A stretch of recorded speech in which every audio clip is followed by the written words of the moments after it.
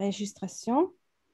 Donc, bonsoir à tous. Bienvenue à la troisième et dernière session de notre deuxième cycle de webinaires internationaux héraldiques dans les manuscrits juridiques européens.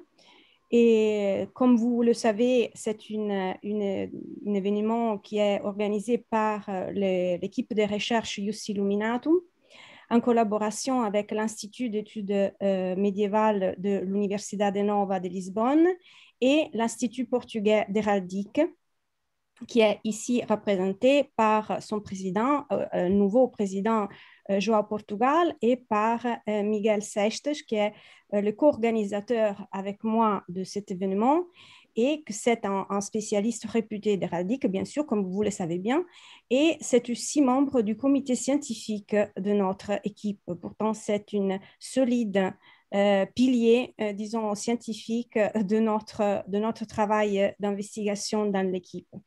Pourtant, je laisse maintenant la parole à Miguel, puisqu'il puisse présenter notre conférencier d'aujourd'hui. Merci, Alessandra. Donc, Laurent Massé est un ancien élève de lettres supérieures, certifié et agrégé d'histoire. Il a soutenu une thèse doctorat sur les comtes de Toulouse et leur entourage, avant d'être nommé maître de conférence à l'Université Toulouse-Le Mirail en 2000. Il est depuis 2016 professeur d'histoire médiévale à l'Université de Toulouse, Jean Jaurès. Ses principaux thèmes de recherche portent donc sur les comtes de Toulouse, les élites médiévales, l'histoire politique du Midi au XIIe et au XIIIe siècle, les représentations du pouvoir princier et du groupe chevaleresque, et bien évidemment la sigillographie et l'héraldique. Il est l'auteur de nombreux ouvrages, dont sa thèse de doctorat qui a été publiée sous le titre « Les comtes de Toulouse et leur entourage, rivalité, alliance et jeu de pouvoir », et aussi un livre plus particulièrement sur la sigillographie de la maison de Toulouse, qui porte le titre de « La Majesté et la Croix, les sceaux de la maison des comtes de Toulouse, XIIe, XIIIe siècle », et il prépare en ce moment un autre ouvrage que nous attendons tous avec impatience, qui a pour titre « Jeu de miroir, le sceau princier au Moyen-Âge, 11e, 14e siècle », et qui, je crois, paraîtra cette même année de 2021. Donc, Laurent, merci de nous rejoindre, de participer à notre webinaire, et tu as la parole. Bien, alors je vais d'abord faire quelques petites vérifications techniques pour pouvoir vous transmettre le diaporama. C'est bon, Alessandra, normalement j'ai la main sur le partage d'écran. Alors, pour l'instant, on ne voit pas ton écran. Voilà.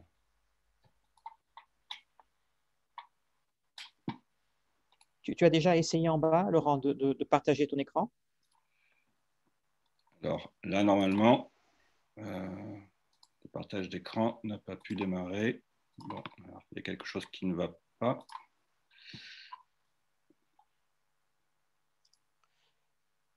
Alessandra, tu as bien autorisé le partage d'écran? Oui, oui, oui, oui. Oui. Est-ce que vous avez quelque chose, vous? Non. Non, pas encore. Pas encore. Je vais recommencer la manipulation d'écran.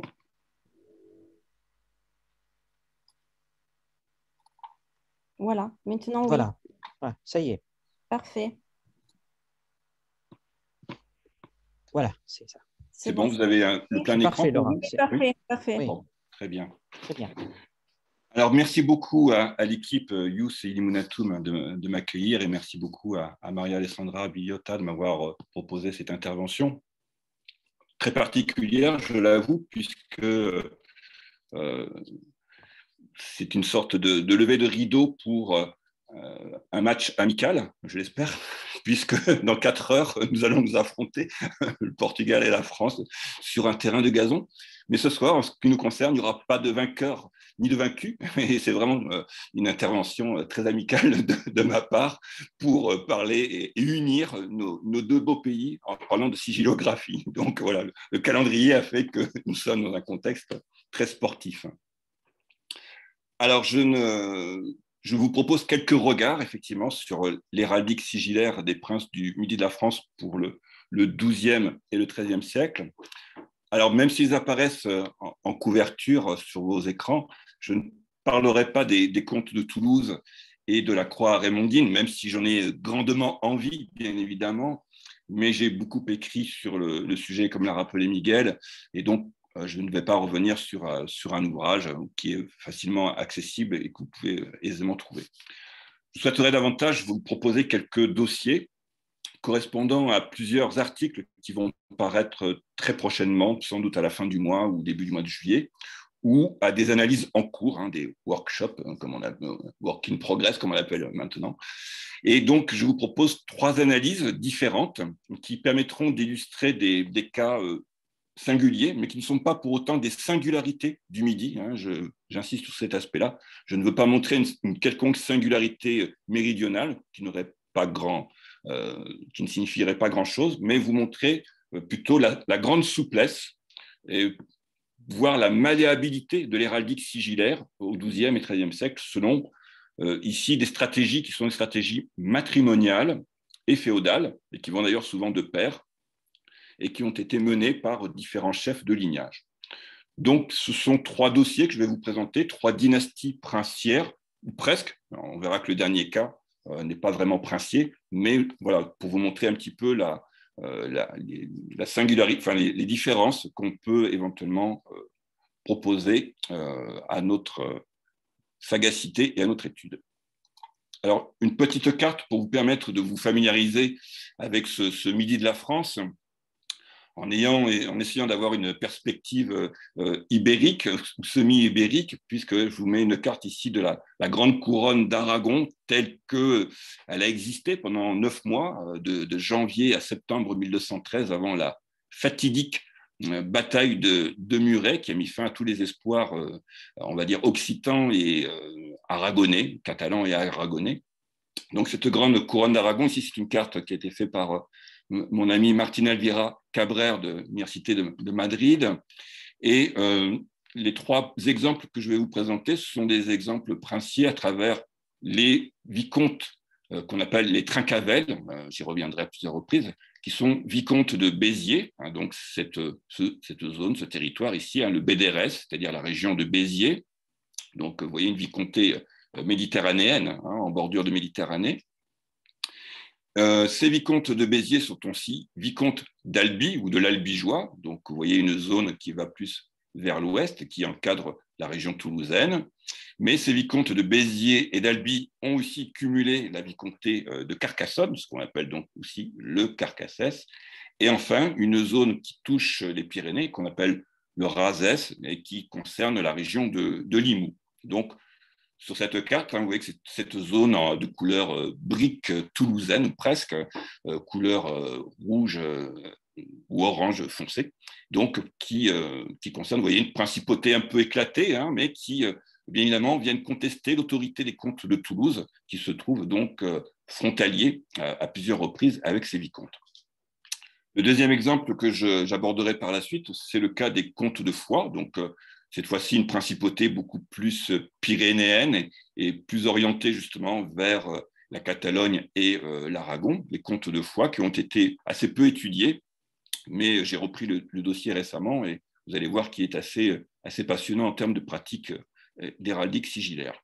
Et enfin, le troisième exemple que j'aborderai à la fin, mais rapidement, ce sera le cas d'un petit seigneur qui se trouve justement en périphérie de la vicomté de Narbonne ici, et dont le territoire se trouve dans les Corbières, tourné un petit peu vers l'actuel Roussillon. Donc, vous voyez, tout un secteur assez homogène qui concerne, je dirais, l'est du Midi. J'aurais pu aussi aborder, mais bon, faute de temps, je ne vais pas trop vous ennuyer, mais j'aurais pu aussi aborder les comtes de Comminges, j'en parlerai très très rapidement en conclusion, les comtes de Comminges, autre principauté à la fois tournée vers le Toulousain, mais aussi vers les Pyrénées. mais aussi les comtes de Rodez, qui sont là aussi des princes relativement intéressants par rapport à leur pratique héraldique à partir des sceaux. Donc voilà, c'est cet espace-là dont je vais essentiellement parler, mais je trouve que mettre cette carte est assez intéressant parce que, bien évidemment, ces pratiques sigillaires ont des correspondances avec ce qui se passe de l'autre côté des Pyrénées. On sait très bien que les Pyrénées ne sont absolument pas une frontière culturelle, absolument pas. Et par conséquent, si on voulait faire une étude beaucoup plus synthétique, peut-être que je le ferai un jour, mais il faudrait peut-être prendre cet ensemble de la Grande Couronne d'Aragon pour avoir une réflexion globale sur les pratiques sigillaires de part et d'autre des Pyrénées dans cet grand espace de langue occitane et de culture occitane ou catalane ou aragonaise, tout dépend bien sûr du point de vue où on se situe actuellement. Donc voilà pour vous situer donc les différents protagonistes dont je vais parler. Alors le premier dossier concerne les Trincavel. Les Trincavel, et pour les aborder à travers une thématique, à travers une problématique aussi, j'ai intitulé cela « Les Trincavel et la mémoire », à travers le cas d'armoiries parlantes qui, vous allez le voir, sont assez originales et qui, pendant très longtemps, m'ont posé quelques problèmes. Alors, ces Trincavel, donc vicomte d'Albi, Carcassonne, Razès et du Biterrois, de Béziers, ont un sceau à partir des années 1185. La première mention est une mention écrite, à partir de 1185. Et pendant très longtemps, ces Trincavel, on ne connaissait que le sceau que vous avez à l'écran, qui est un sceau relativement récent, 1211. Et il y a quelques années, j'ai pu retrouver 2 empreintes de vicomtes de la famille de Trincavel, mais je ne vous les ai pas mis en image à l'écran parce que ce sont des empreintes qui sont assez illisibles et qui, d'un point de vue héraldique, n'apportent pas grand-chose. Bon, ce ne sont pas des éléments très probants. Mais voilà, on peut déjà considérer que cette héraldique, sans doute, est apparue en même temps que le sceau dans ces années 1185, qui correspond au niveau des dates d'apparition de l'héraldique dans le Midi, correspond à peu près aux décennies où on les voit apparaître. Alors, le premier témoin exploitable, c'est le document que vous avez à l'écran, qui est un moulage d'une empreinte qui date de 1211 et qui n'est pas à proprement dit celle d'un vicomte ayant le pouvoir, puisqu'il s'agit en fait de l'oncle du vicomte qui, à ce moment-là, en 1209, est mort au tout début de la croisade contre les Albigeois. Et donc ici, on a cette empreinte de 1211 qui est assez intéressante puisqu'elle est le premier témoin d'une héraldique qui s'est mise en place par les Trincavel, mais qui apparaît à travers un parent, à travers un frère. Alors cet élément ici est assez émouvant en quelque sorte, puisqu'on voit apparaître les armoiries des Trincavel au moment où cette dynastie est en train plus ou moins de disparaître, ou en tout cas ils sont en train de perdre leurs droits sur cette vicomté, puisque Simon de Montfort devient le nouveau vicomte de Béziers, Albi, Carcassonne, et aussi du Razès, et il va rassembler autour de sa personne tous les droits que les Trincavel détenaient jusqu'à présent. Alors, à l'avers de ce sceau, qui est un type équestre assez classique, un type équestre à l'épée, bien évidemment, l'élément héraldique ici est censé apparaître sur l'écu, et vous voyez que cet écu est assez difficile à lire et peut prêter à confusion, donc il n'apporte pas grand-chose. En revanche, bien évidemment, ce qui est assez intéressant, c'est le revers, qui est un type armorial, l'un des premiers sans doute que l'on voit apparaître dans le Midi, et qui est beaucoup plus riche. Alors, on voit un écu, et à la surface de cet écu, on essaie de deviner, tant bien que mal, un langage héraldique, un signe, une marque héraldique, et bien évidemment, il y a quelques années, dans un article, j'avais proposé une première lecture, et j'avais cru pouvoir établir une armoirie parlante en écho, en lien avec le sobriquet, avec le surnom que porte cette dynastie vicomtale, à savoir Trincavel, en occitan. Terme occitan, donc Trincavel.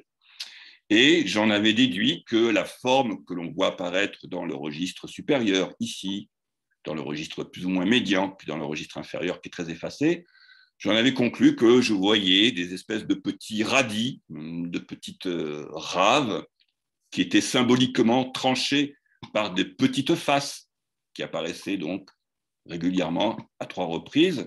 Et donc, il me semblait qu'il y avait ici un jeu de mots et que j'avais restitué sous la forme trenka Ravel, mot à mot, tranche Ravel, tranche radis. Bon, c'était pas très amélioratif, mais bon, on a plein d'exemples comme ça. Je vous renvoie au chardon des Cardona, par exemple. On a plein d'exemples de sceaux avec des armoiries parlantes qui renvoient à des dynasties importantes, mais qui aiment bien se moquer avec dérision de leur propre nom. Bon, c'était une hypothèse que j'avais avancée. Et finalement, au fil du temps, je me suis aperçu que cette hypothèse ne fonctionnait pas d'un point de vue héraldique et d'un point de vue linguistique. La construction Trenka-Ravel n'existe pas en occitan, ne peut pas fonctionner en occitan, et c'est là où les sigillographes doivent de temps en temps se pencher vers d'autres disciplines et faire appel à d'autres champs de compétences et ne pas hésiter à interroger les linguistes, et grand bien m'a fait. Car effectivement, en consultant les linguistes, j'en suis arrivé qu'il fallait s'interroger sur cette forme de vel qui terminait le sobriquet. Et cette forme vel, en fait, à force de réfléchir et de discuter avec les linguistes, on s'est aperçu qu'elle vient du latin velus et qu'elle désigne, de façon très générique, qu'elle désigne une étoffe. Et donc, on voit qu'on change de registre. Entre-temps, il y a quelques années aussi, j'avais pu montrer cette photo à Michel Pastoureau. Michel Pastoureau m'avait dit « Oui, c'est intéressant, votre hypothèse de tranche Ravel, pourquoi pas, mais moi, je verrais une étoffe. » Bon, voilà, Michel Pastoureau m'avait lâché ça, mais avec beaucoup de modestie, il n'avait pas voulu insister. Et il faut reconnaître que Michel Pastoureau est un sage.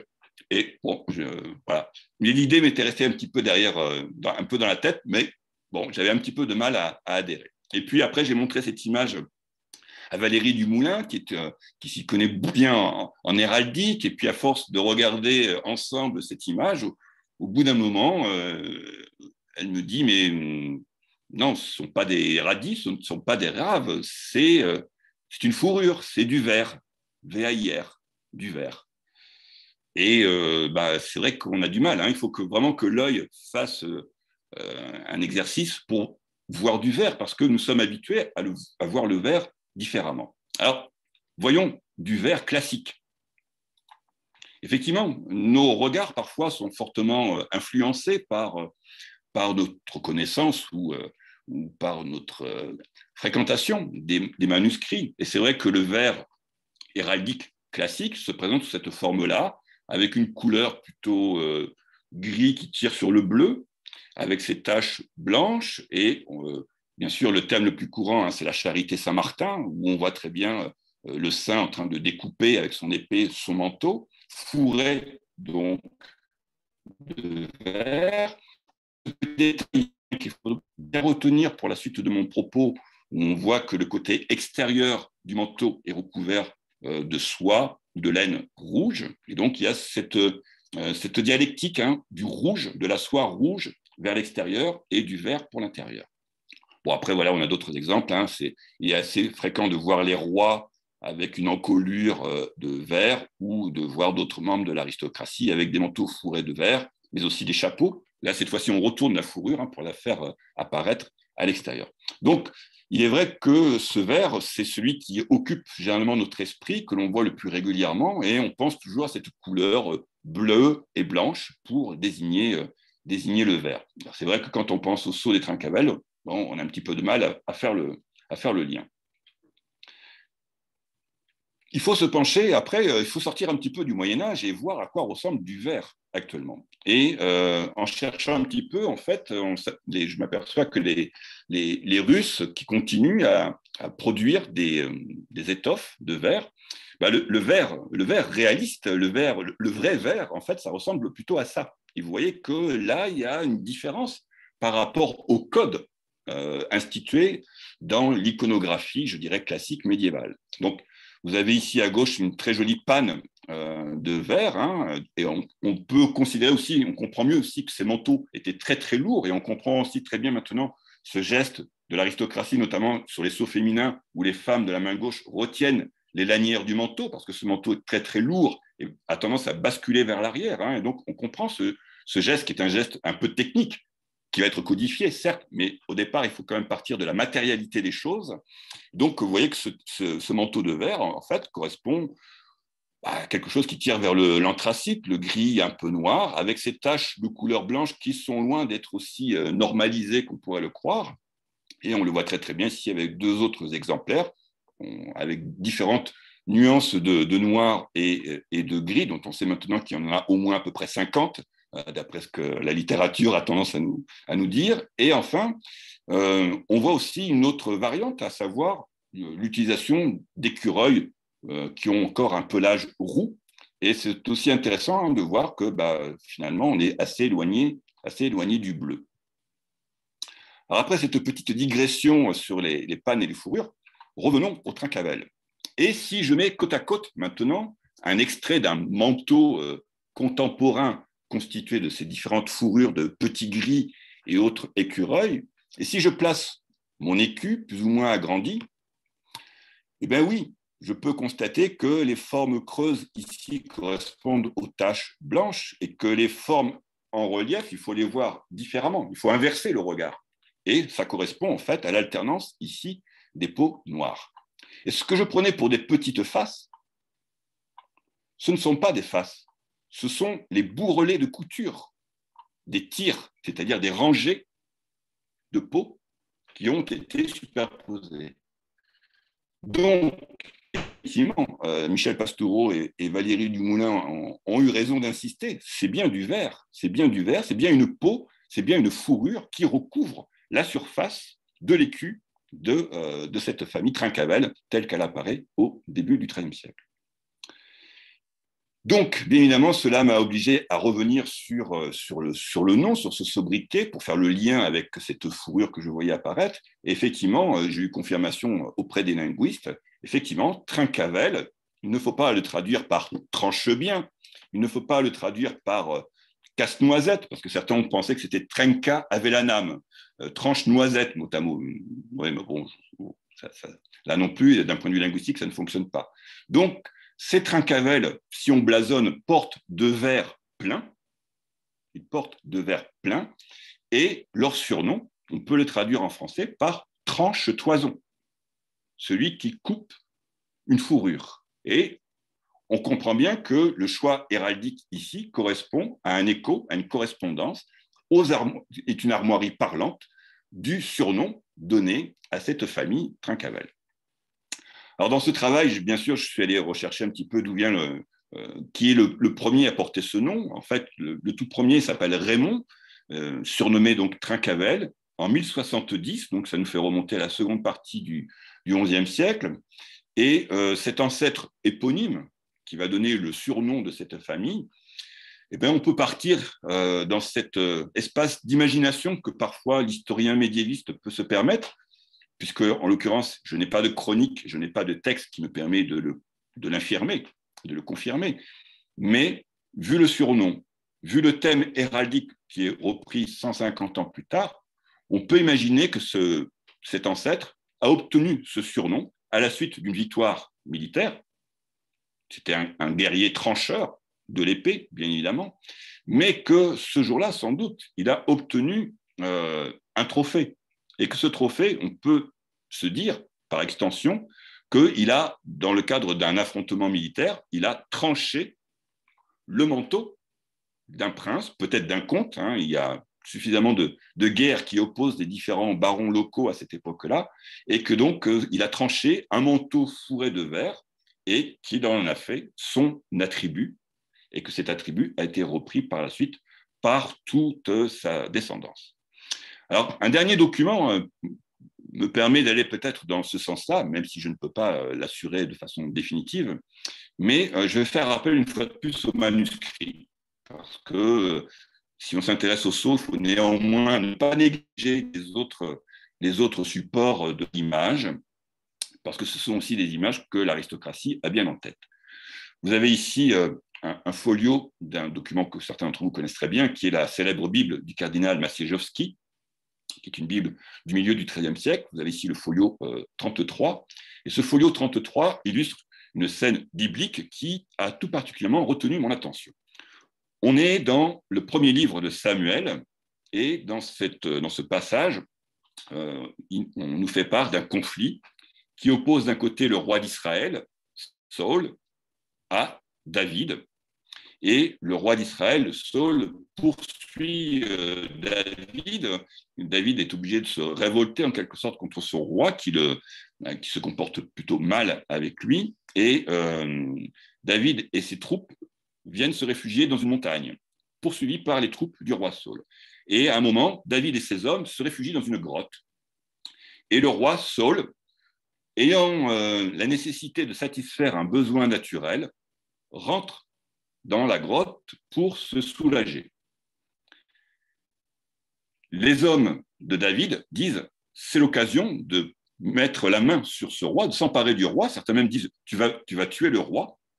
Et David dit « non, il n'est pas question que je tue mon suzerain, que je tue mon seigneur, je ne vais pas le tuer », mais il profite de la situation pour, avec son épée, découper un pan du manteau royal, et l'illustration le montre très bien, c'est un manteau fourré de verre. Le roi sort de la grotte, n'ayant pas trouvé David, il décide de quitter cette montagne, mais avant de partir, bien évidemment, David monte sur cette montagne et interpelle le roi et brandit ce trophée, ce morceau de toison, de fourrure, de manteau royal, et vous voyez la scène, hein, donc la scène supérieure ici.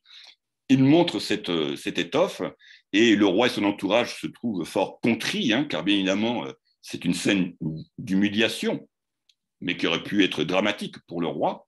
Mais David, respectant quand même la hiérarchie, n'a pas voulu tuer son roi. Mais voilà, le message est simple.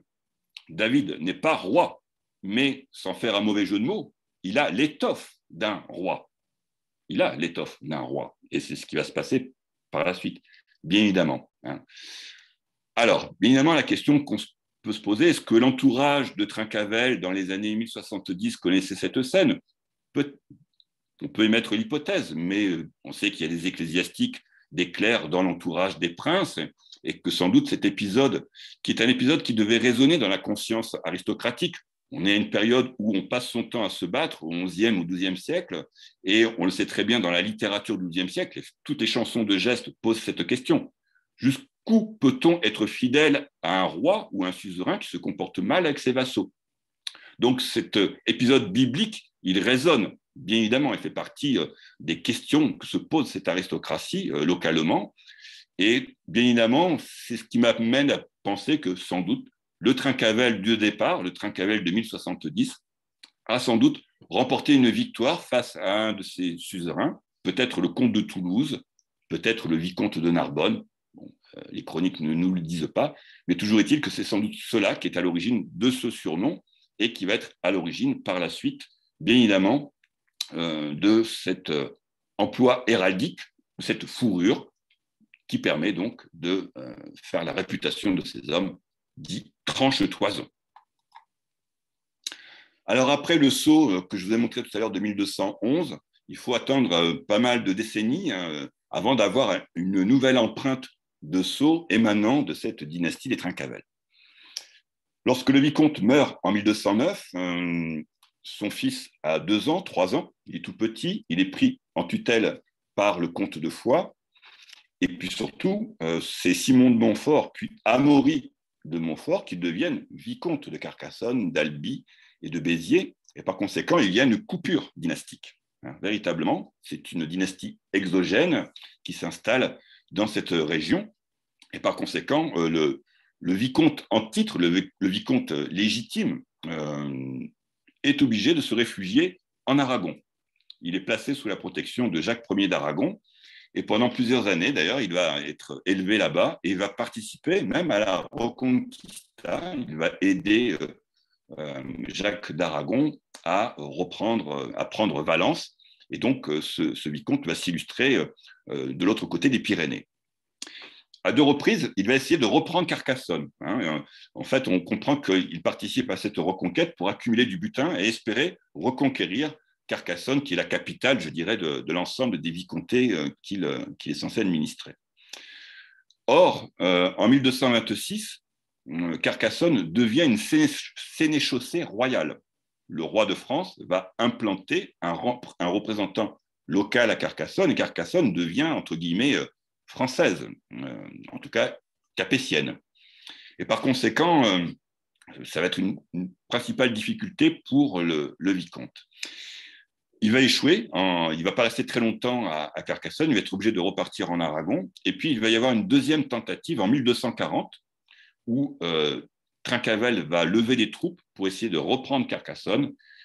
À nouveau, échec.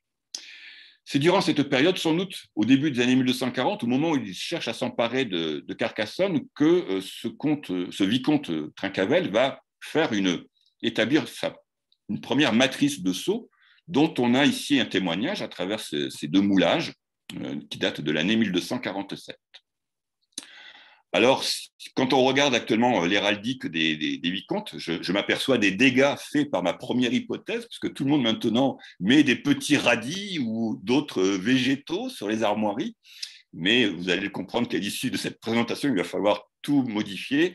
Et donc, c'est pour ça que j'ai barré cette armoirie. Non, ce ne sont pas des choux, ce ne sont pas des rames, ce ne sont pas des radis. Même si, vous voyez bien que ce verre est très bizarre, je vous l'accorde, il est très bizarre, mais c'est encore le verre ancestral, la fourrure ancestrale qui apparaît ici. Mais, vous l'avez vu de suite, il y a eu une modification des armoiries. C'est-à-dire que ce vicomte a rajouté 3 faces, dont on sait qu'elles sont des faces de gueule, donc 3 faces sur le verre plein d'origine de ses ancêtres. Alors, bien évidemment, il faut s'interroger sur cette modification d'armoirie. Et pour moi, cette modification, en fait, elle s'explique tout simplement. Vu qu'il y a eu l'intermède Montfort, ce vicomte a besoin de montrer qu'il est le vicomte légitime, et donc il a réactivé la memoria, il a réactivé la mémoire ancestrale, et il explicite en quelque sorte l'origine de ce surnom, Trincavel. Le choix de la couleur rouge ici peut aller effectivement avec le sens du trancheur ancestral.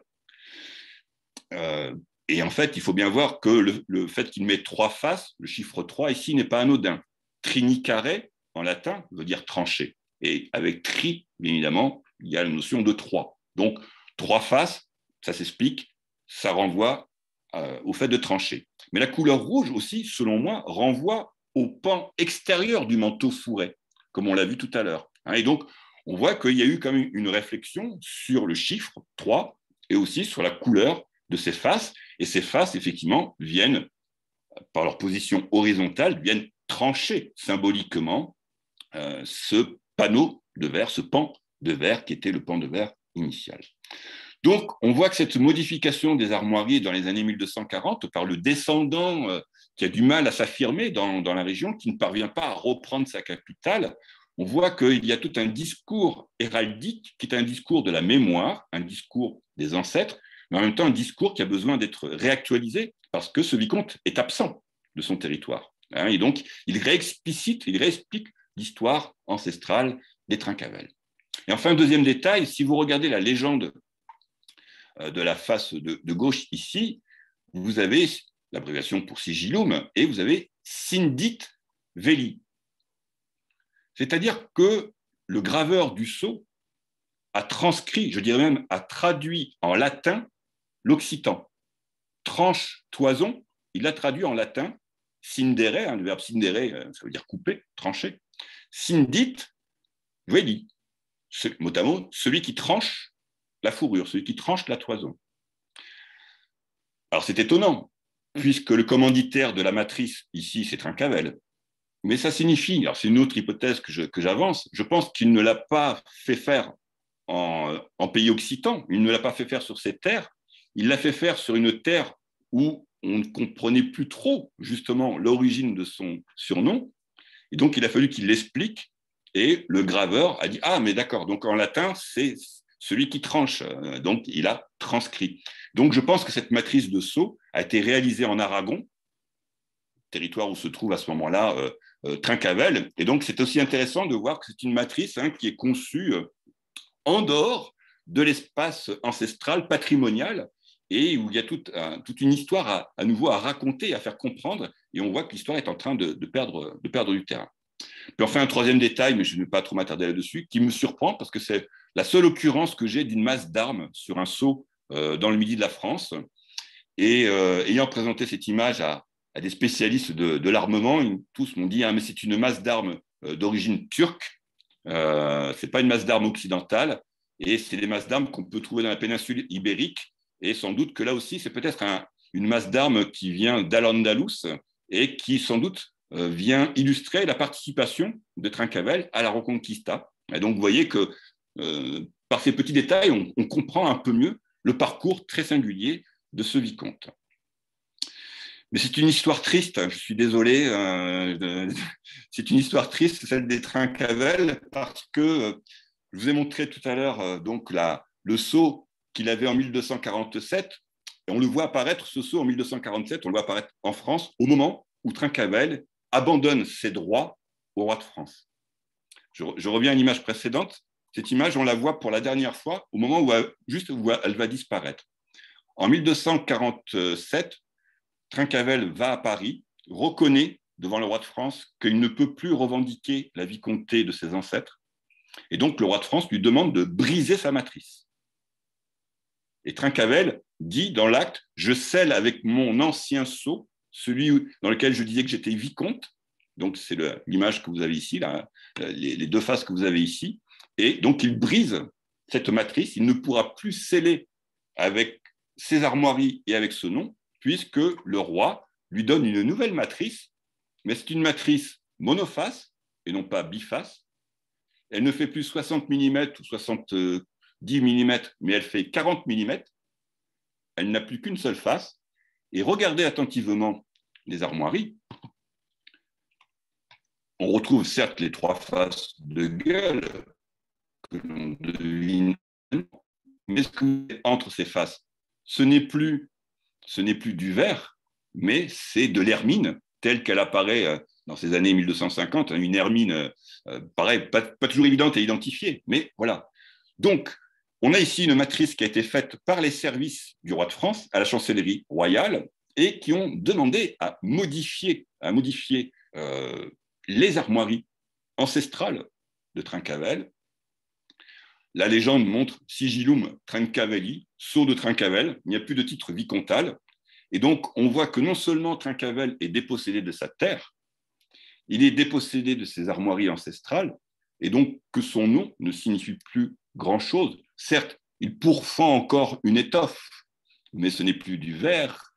Il transperce une étoffe qui est une étoffe accordée par le roi. Et voilà, l'histoire est en train de disparaître, et le nom aussi est en train de disparaître.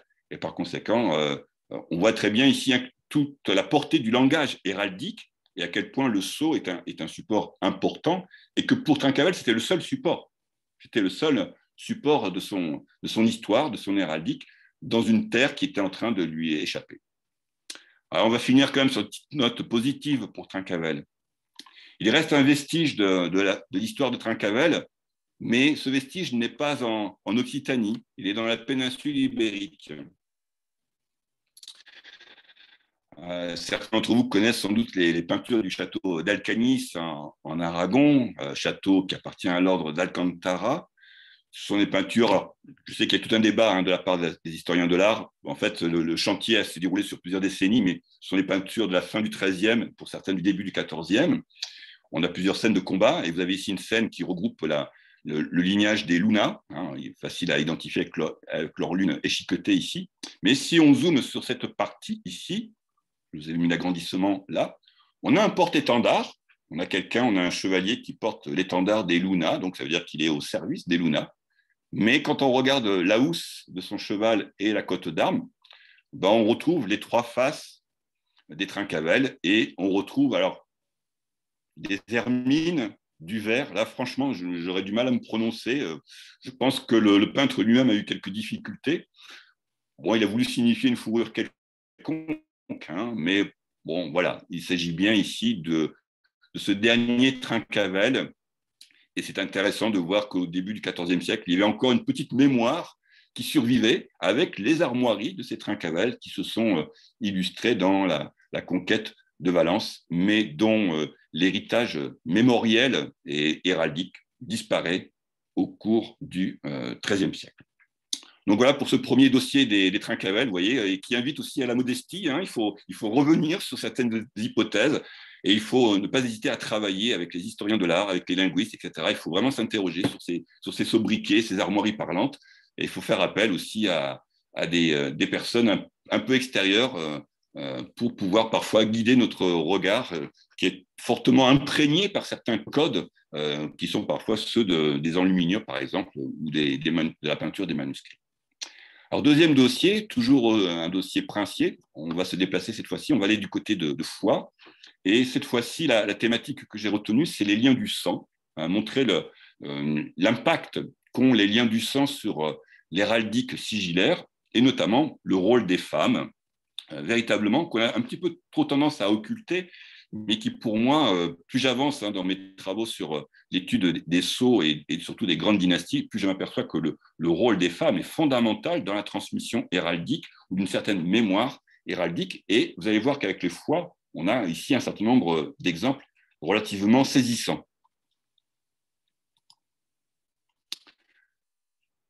Alors, le premier sceau des comtes de Foix n'existe plus, mais dernièrement, donc, j'avais fait une petite recherche qui a été publiée et j'ai pu démontrer qu'en fait, les comtes de Foix scellent dans la dernière partie du XIIe siècle. J'ai une mention dans un Vidimus de 1229 qui décrit un sceau de 1186. Et là aussi, hein, pareil, quand on travaille sur les sceaux, les Vidimus, c'est souvent une source vraiment indispensable. Certes, c'est des descriptions assez lapidaires, mais parfois, ça permet de faire une sorte d'archéologie du sceau. Et donc, voilà, on a une attestation, une mention de sceau, mention diplomatique de 1186, et on a une description de 1229 qui permet de comprendre que les comtes de Foix ont adopté une représentation de type équestre, classique à l'épée, et de l'autre côté, au revers, un type topographique ou monumental ou architectural sur lequel je vais revenir à plusieurs reprises. J'ai émis l'hypothèse que cette adoption du sceau et des armoiries qui vont aller avec date sans doute du milieu des années 1170, c'est-à-dire à un moment où le comte de Foix, qui était jusqu'à présent dans le camp des comtes de Toulouse, va devenir l'un des proches alliés du roi d'Aragon. Et donc, on voit ici les liens qu'il y a bien sûr avec la péninsule ibérique. Et donc, c'est vers 1175 que le comte de Foix va adopter une matrice de sceaux et des armoiries. Cette matrice de sceaux au type équestre et au type architectural, dont vous avez ici la deuxième occurrence à la génération suivante, est un thème, un motif qui va durer pendant tout le XIIIe siècle, qui va durer sur 4 générations, hein, qui montre bien le rôle aussi des ancêtres éponymes sur une sorte de cristallisation de la mémoire sur lequel il me paraît toujours intéressant de s'arrêter. Donc, le document que vous avez ici est un document du début du XIIIe siècle, le moulage d'une empreinte de 1214, très abîmée, comme vous pouvez le voir, qui est donc le sceau de son fils, Raymond Roger, comte de 1188 à 1223. Alors, une fois de plus, hein, vous voyez que le moulage ne permet pas d'avoir une lecture très aisée des armoiries, ce qui invite une fois de plus aussi à la prudence. Hein. Douai d'Arc a fait un travail absolument fabuleux, mais la prise de moulage, parfois, a endommagé l'empreinte et a tendance parfois à effacer les quelques éléments héraldiques qu'il peut y avoir à la surface. Donc, bien évidemment, pendant très longtemps, on a écrit que les comtes de Foix portaient des armoiries, au départ, qui étaient des armoiries pleines, un plein. C'est vrai que si on regarde l'écu, si on regarde la housse, oui, on voit un plein. Mais, je vous l'ai dit, voilà, ayant retrouvé un sceau antérieur et connaissant les armoiries des comtes de Foix au XIIIe siècle, qui sont celles-ci, hein, 3 pales ou 4 pales de gueule sur un champ d'or, il me paraît surprenant qu'au début du XIIIe siècle, le comte de Foix ait un plein. Et là aussi, hein, en zoomant sur les images, en travaillant sur les contrastes, les changements de couleur, etc., j'espère que vous me croirez sur parole et que vous me ferez entièrement confiance, on voit ici quand même des traces de pales sur la partie supérieure de la housse. Donc, bien évidemment, Raymond Roger porte, à mon avis, déjà, comme son père, ces pales. Alors, pourquoi ce choix? Ce choix, il faut une fois de plus revenir à la généalogie, revenir sur les ancêtres. Et on s'aperçoit que le comte de Foix, le père de celui-ci, dans les années 1175, lorsqu'il adopte un sceau et donc des armoiries, il a fait un choix assez simple. Sa propre mère était Jimena de Barcelone, la fille du comte de Barcelone, Raymond Béranger III, elle-même fille du Cid. Donc on voit que là, il y a quand même une généalogie et un prestige relativement important.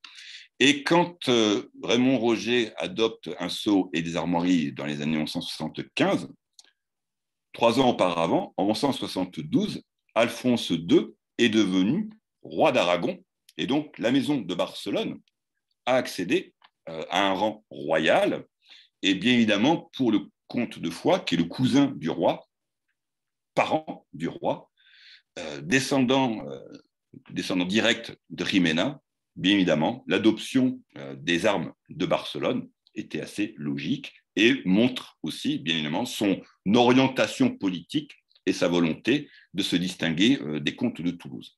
Donc, c'est bien ici la mère, Jimena, de Barcelone, qui a fait que le comte de Foix, à la fin du XIIe siècle, a choisi un sceau un peu particulier avec cette représentation topographique, mais surtout des armoiries qui sont les armoiries de la maison de Barcelone.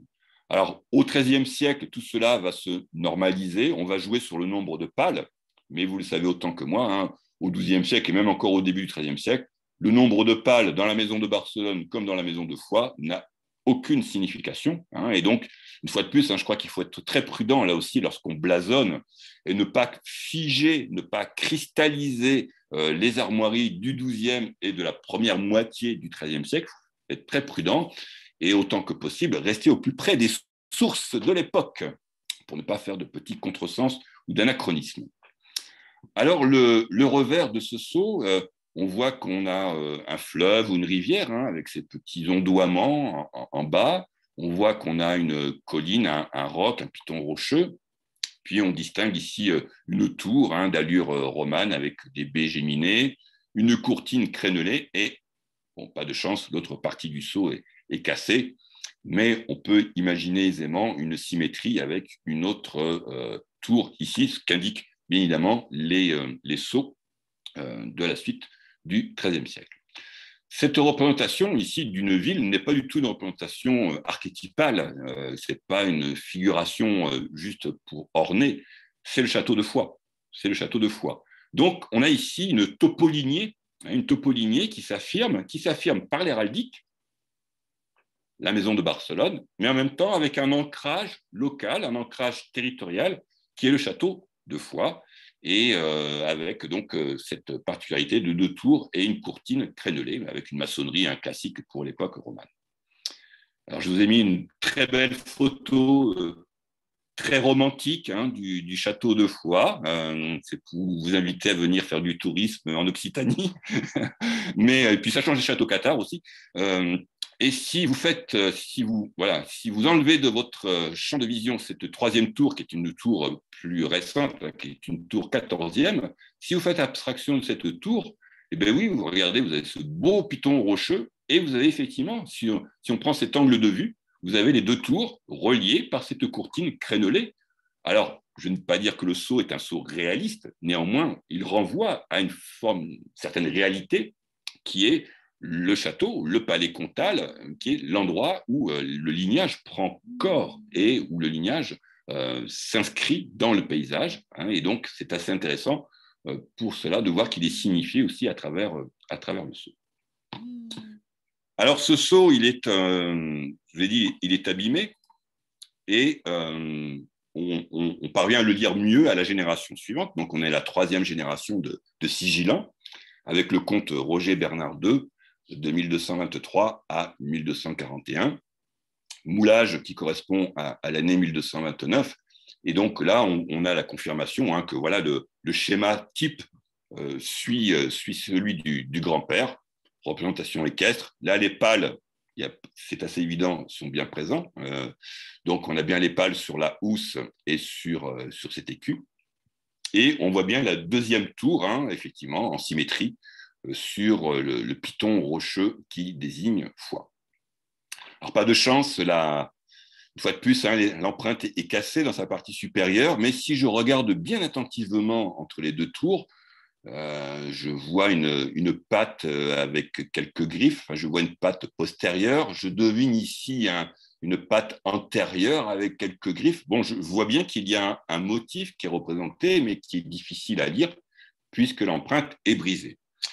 Donc, il faut partir un petit peu à la recherche de d'autres éléments figurés, et il faut toujours ne pas oublier les travaux des érudits des temps modernes, notamment les travaux des érudits du XVIIIe siècle, et se tourner parfois vers certaines gravures, puisque des érudits ont pu voir des empreintes à un état moins abîmé que celui qui est le nôtre au XIXe, puis ensuite au XXe siècle. Donc, effectivement, au XVIIIe siècle, il y a eu plusieurs gravures qui ont une très belle page que vous avez mis à gauche. Voilà, on a fait les gravures des sceaux des contes de foi, qui sont généralement peu utilisés par les spécialistes du Midi de la France, mais c'est un tort. Et puis, il ne faut vraiment pas négliger, il ne faut pas avoir trop de mépris pour ces gravures. Il faut les considérer avec beaucoup de prudence, mais certains détails sont parfois très intéressants, notamment pour les légendes, quand les légendes sont cassées. Et donc, ici, vous avez mis une gravure réalisée en 1787 par Jean Beunier et qui reprend le sceau que je vous ai montré juste précédemment. Et là, je vois très, très bien le motif qui figure entre les deux tours et qui est un motif héraldique ou pré-héraldique. Certes, l'animal ici n'est pas inscrit dans un écu, mais on voit très bien un lion passant. Et ce lion passant, c'est une figure héraldique. Donc, il faut lire différemment cette empreinte de sceau, cette matrice de sceau, et donc comprendre que d'un côté, sur une face, il y a les armoiries de foi qui sont représentées et qui nous renvoient à Jimena de Barcelone, mais ce lion renvoie à autre chose. Et ce lion, il n'est pas placé n'importe où sur l'autre face du sceau. Il est placé entre les deux tours, il est au-dessus de foi, il est encadré par les tours de foi, donc il est bien en relation avec la topolignée.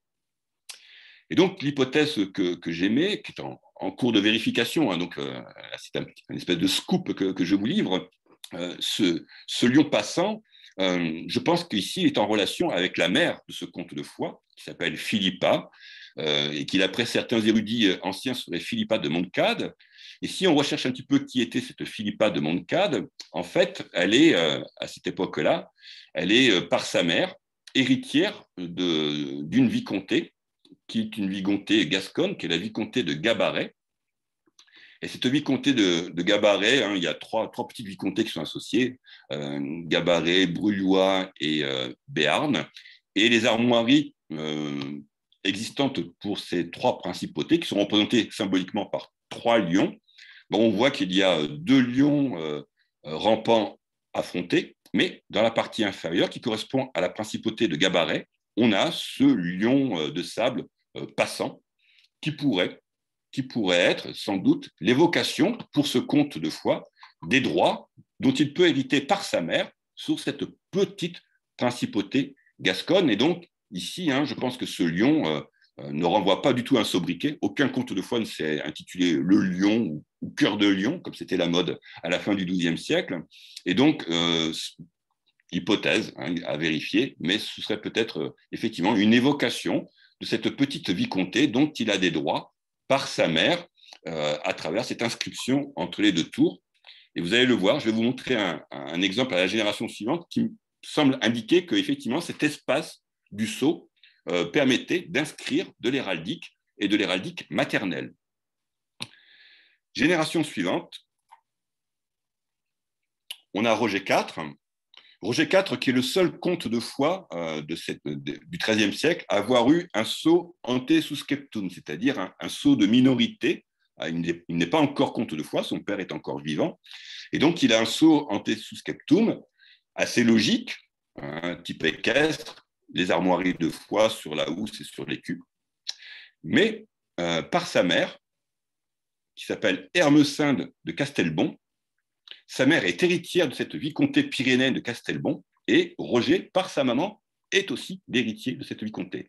Et voilà, mais comme c'est un héritage qui dépend de sa mère, qui est morte en 1230, il a mis, c'est assez original, hein, c'est une des premières attestations de ce dispositif héraldique dans le midi de la France, il a mis l'écu des Castelbon, hein, qui est un écu d'or au chef de sable aux 3 losanges du même, hein, c'est-à-dire d'or aussi.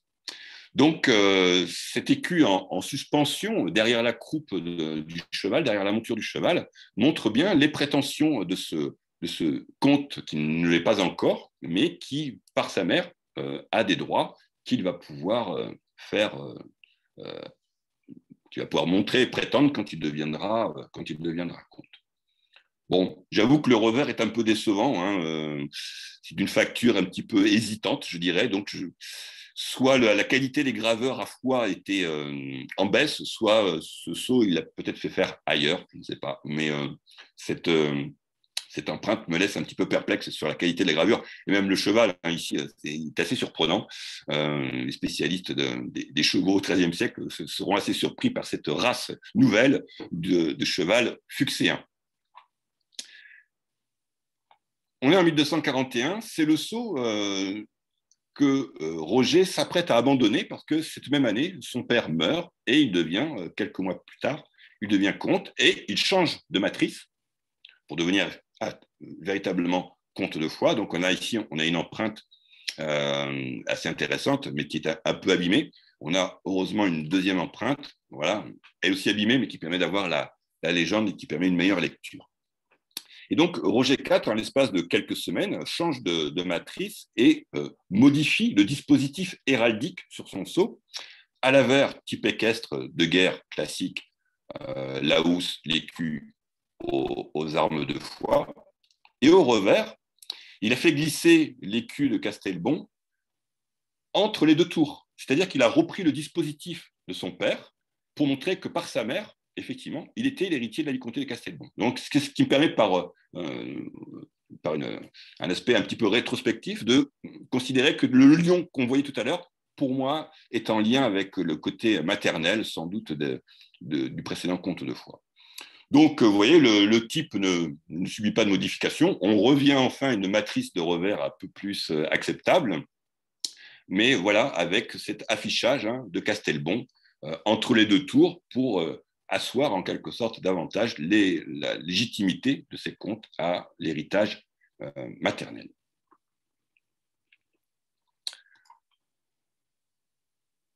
J'arrive à la fin du XIIIe siècle. Dernier comte du dossier, Roger Bernard III, 1265-1302. Il a une empreinte, une matrice pour un grand sceau et une deuxième matrice pour un sceau beaucoup plus petit, un contre-sceau. Il reprend l'affichage classique de ses parents, de son père et de son grand-père, hein, toujours pareil. Foix et Castelbon à l'arrière. Hein.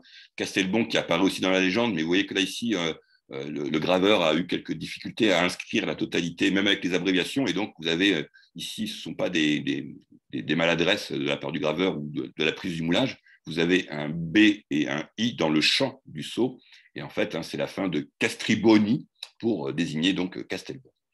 Bon voilà, on a ici le cimier, hein, donc on a un comte de Foix qui se met un petit peu à la page de l'équipement et de l'armement médiéval, ce n'est pas notre propos ici. Mais donc voilà, le double affichage, hein, que permet le sceau sur cette empreinte principale, et sur le contre-sceau, il n'a mis que l'écu, je n'ai pas d'image, mais il n'a mis que l'écu de Foix. Donc voilà, hein, Foix en premier, Castelbon en numéro 2. Mais Roger Bernard, donc là c'est le sceau au début de son principat, mais Roger Bernard va faire une belle prise, puisqu'il va pouvoir épouser une héritière qui va lui permettre de prétendre à agrandir son territoire, puisque en 1267, Roger Bernard va épouser Marguerite de Montcade, qui n'est autre que l'héritière de la vicomté de Béarn. Et dans les années 1290, il va essayer de de faire admettre ses droits sur cette vicomté au nom de sa femme. Ça va créer quelques tensions, hein, dans le Midi, il va y avoir des guerres de succession.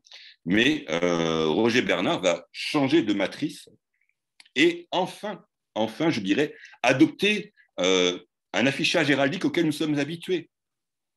C'est vrai que c'est surprenant. Ces contes de foi n'ont pas pris de parti, n'ont pas pris d'écartelé, qui est une combinaison classique pour afficher deux supports héraldiques. Mais là, il ne le fait qu'à la fin, parce qu'il peut associer, enfin, foi et Béarn à travers ces deux vaches de gueule.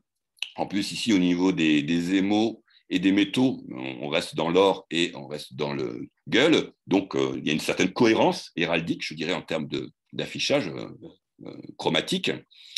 Et on voit qu'effectivement, il a changé d'armoirie sur la housse et sur l'écu, avec cet écartelé, hein, qui va devenir les armoiries de cette dynastie des Foix Béarn. Et bien sûr, sur le contreseau, il va changer aussi son contreseau. Il enlève Foix pour mettre l'association Foix-Béarn. Mais on n'oublie pas la coutume ancienne des Castelbon, et hop, voilà, il y a cet espace à l'arrière, et donc voilà, hein, cet affichage très surprenant de Castelbon qui apparaît derrière, qui montre bien que finalement, c'est assez intéressant par rapport à la mémoire, hein, à la mémoire de ces hommes et de ces femmes. Voilà, ce qui vient par les mers, la vicomté de Castelbon, même si ce n'est pas une très grande principauté, les comtes de Foix, ne l'oublient pas. Ils auraient pu la mettre en cœur dans les cartelets. Ils auraient pu le disposer ici, à la limite. Mais bon, comme c'est une petite principauté, ils ont conservé l'ancien affichage des comtes précédents. Donc, à travers ce dossier de Foix, hein, qui est un dossier que je n'ai pas encore achevé, hein, qui est en cours d'étude, je constate, hein, qu'on a vraiment une mémoire du lignage, qui est une mémoire qui se justifie par l'apport de prestige et aussi par l'apport de territoire, mais prestige qui vient par les femmes. Hein. Le sens de la filiation est très important, et les contes de Foix expriment une sorte de généalogie matrilinéaire à travers des femmes, à travers des mères qui ont fait croître le lignage, des mères qui sont maintenues vivantes par les armoiries. Et je vois que les contes de Foix pratiquent ce que j'appelle une modulation héraldique, hein, parce qu'ils regardent du côté des mères ou de leurs épouses, et par conséquent, on voit très bien à quel point ça joue dans leur affichage héraldique. Alors après vous avoir parlé de grandes maisons princières, je vais terminer brièvement par un contre-exemple, parce que j'ai le sens justement de la contradiction. Et d'abord un contre-exemple parce qu'il n'est pas princier, et puis vous allez voir qu'il va aller à rebours de ma démonstration sur le culte de la mémoria, pour vous montrer, hein, parce que j'y suis sensible, que voilà, il ne faut pas fixer, il ne faut pas mettre des grilles trop systématiques sur cette héraldique qui, pour moi, au XIIe et surtout encore au XIIIe siècle, est très, très, très souple, n'est pas fixée, elle est volatile. Et je sais que cela ne plaît pas du tout à nos esprits très cartésiens, mais il va falloir s'y faire pour bien comprendre le Moyen-Âge. Le dernier exemple, voilà, c'est aussi des travaux qui vont prochainement sortir dans le cadre d'un article. Je m'étais intéressé sur un personnage important dans le Midi du XIIIe siècle qui s'appelle Olivier de Termes. C'est pas un grand personnage, mais c'est un grand seigneur des Corbières, donc au sud de la vicomté de Narbonne et près du Roussillon actuel. Olivier de Termes est né vers 1200, et dans sa jeunesse, c'était un opposant à l'Église romaine, hein, c'était un partisan des comtes de Toulouse durant la croisade contre les Albigeois. Il s'est opposé au roi de France, et Olivier de Termes, durant sa jeunesse, était plutôt catharophile ou partisan des cathares. Donc, vous voyez que voilà, c'est un personnage de roman, presque. Mais il va changer. Il va devenir finalement un partisan du roi de France. Il va participer à la croisade d'Égypte avec Louis IX. Et il va être à plusieurs reprises, il va faire le voyage en Terre Sainte.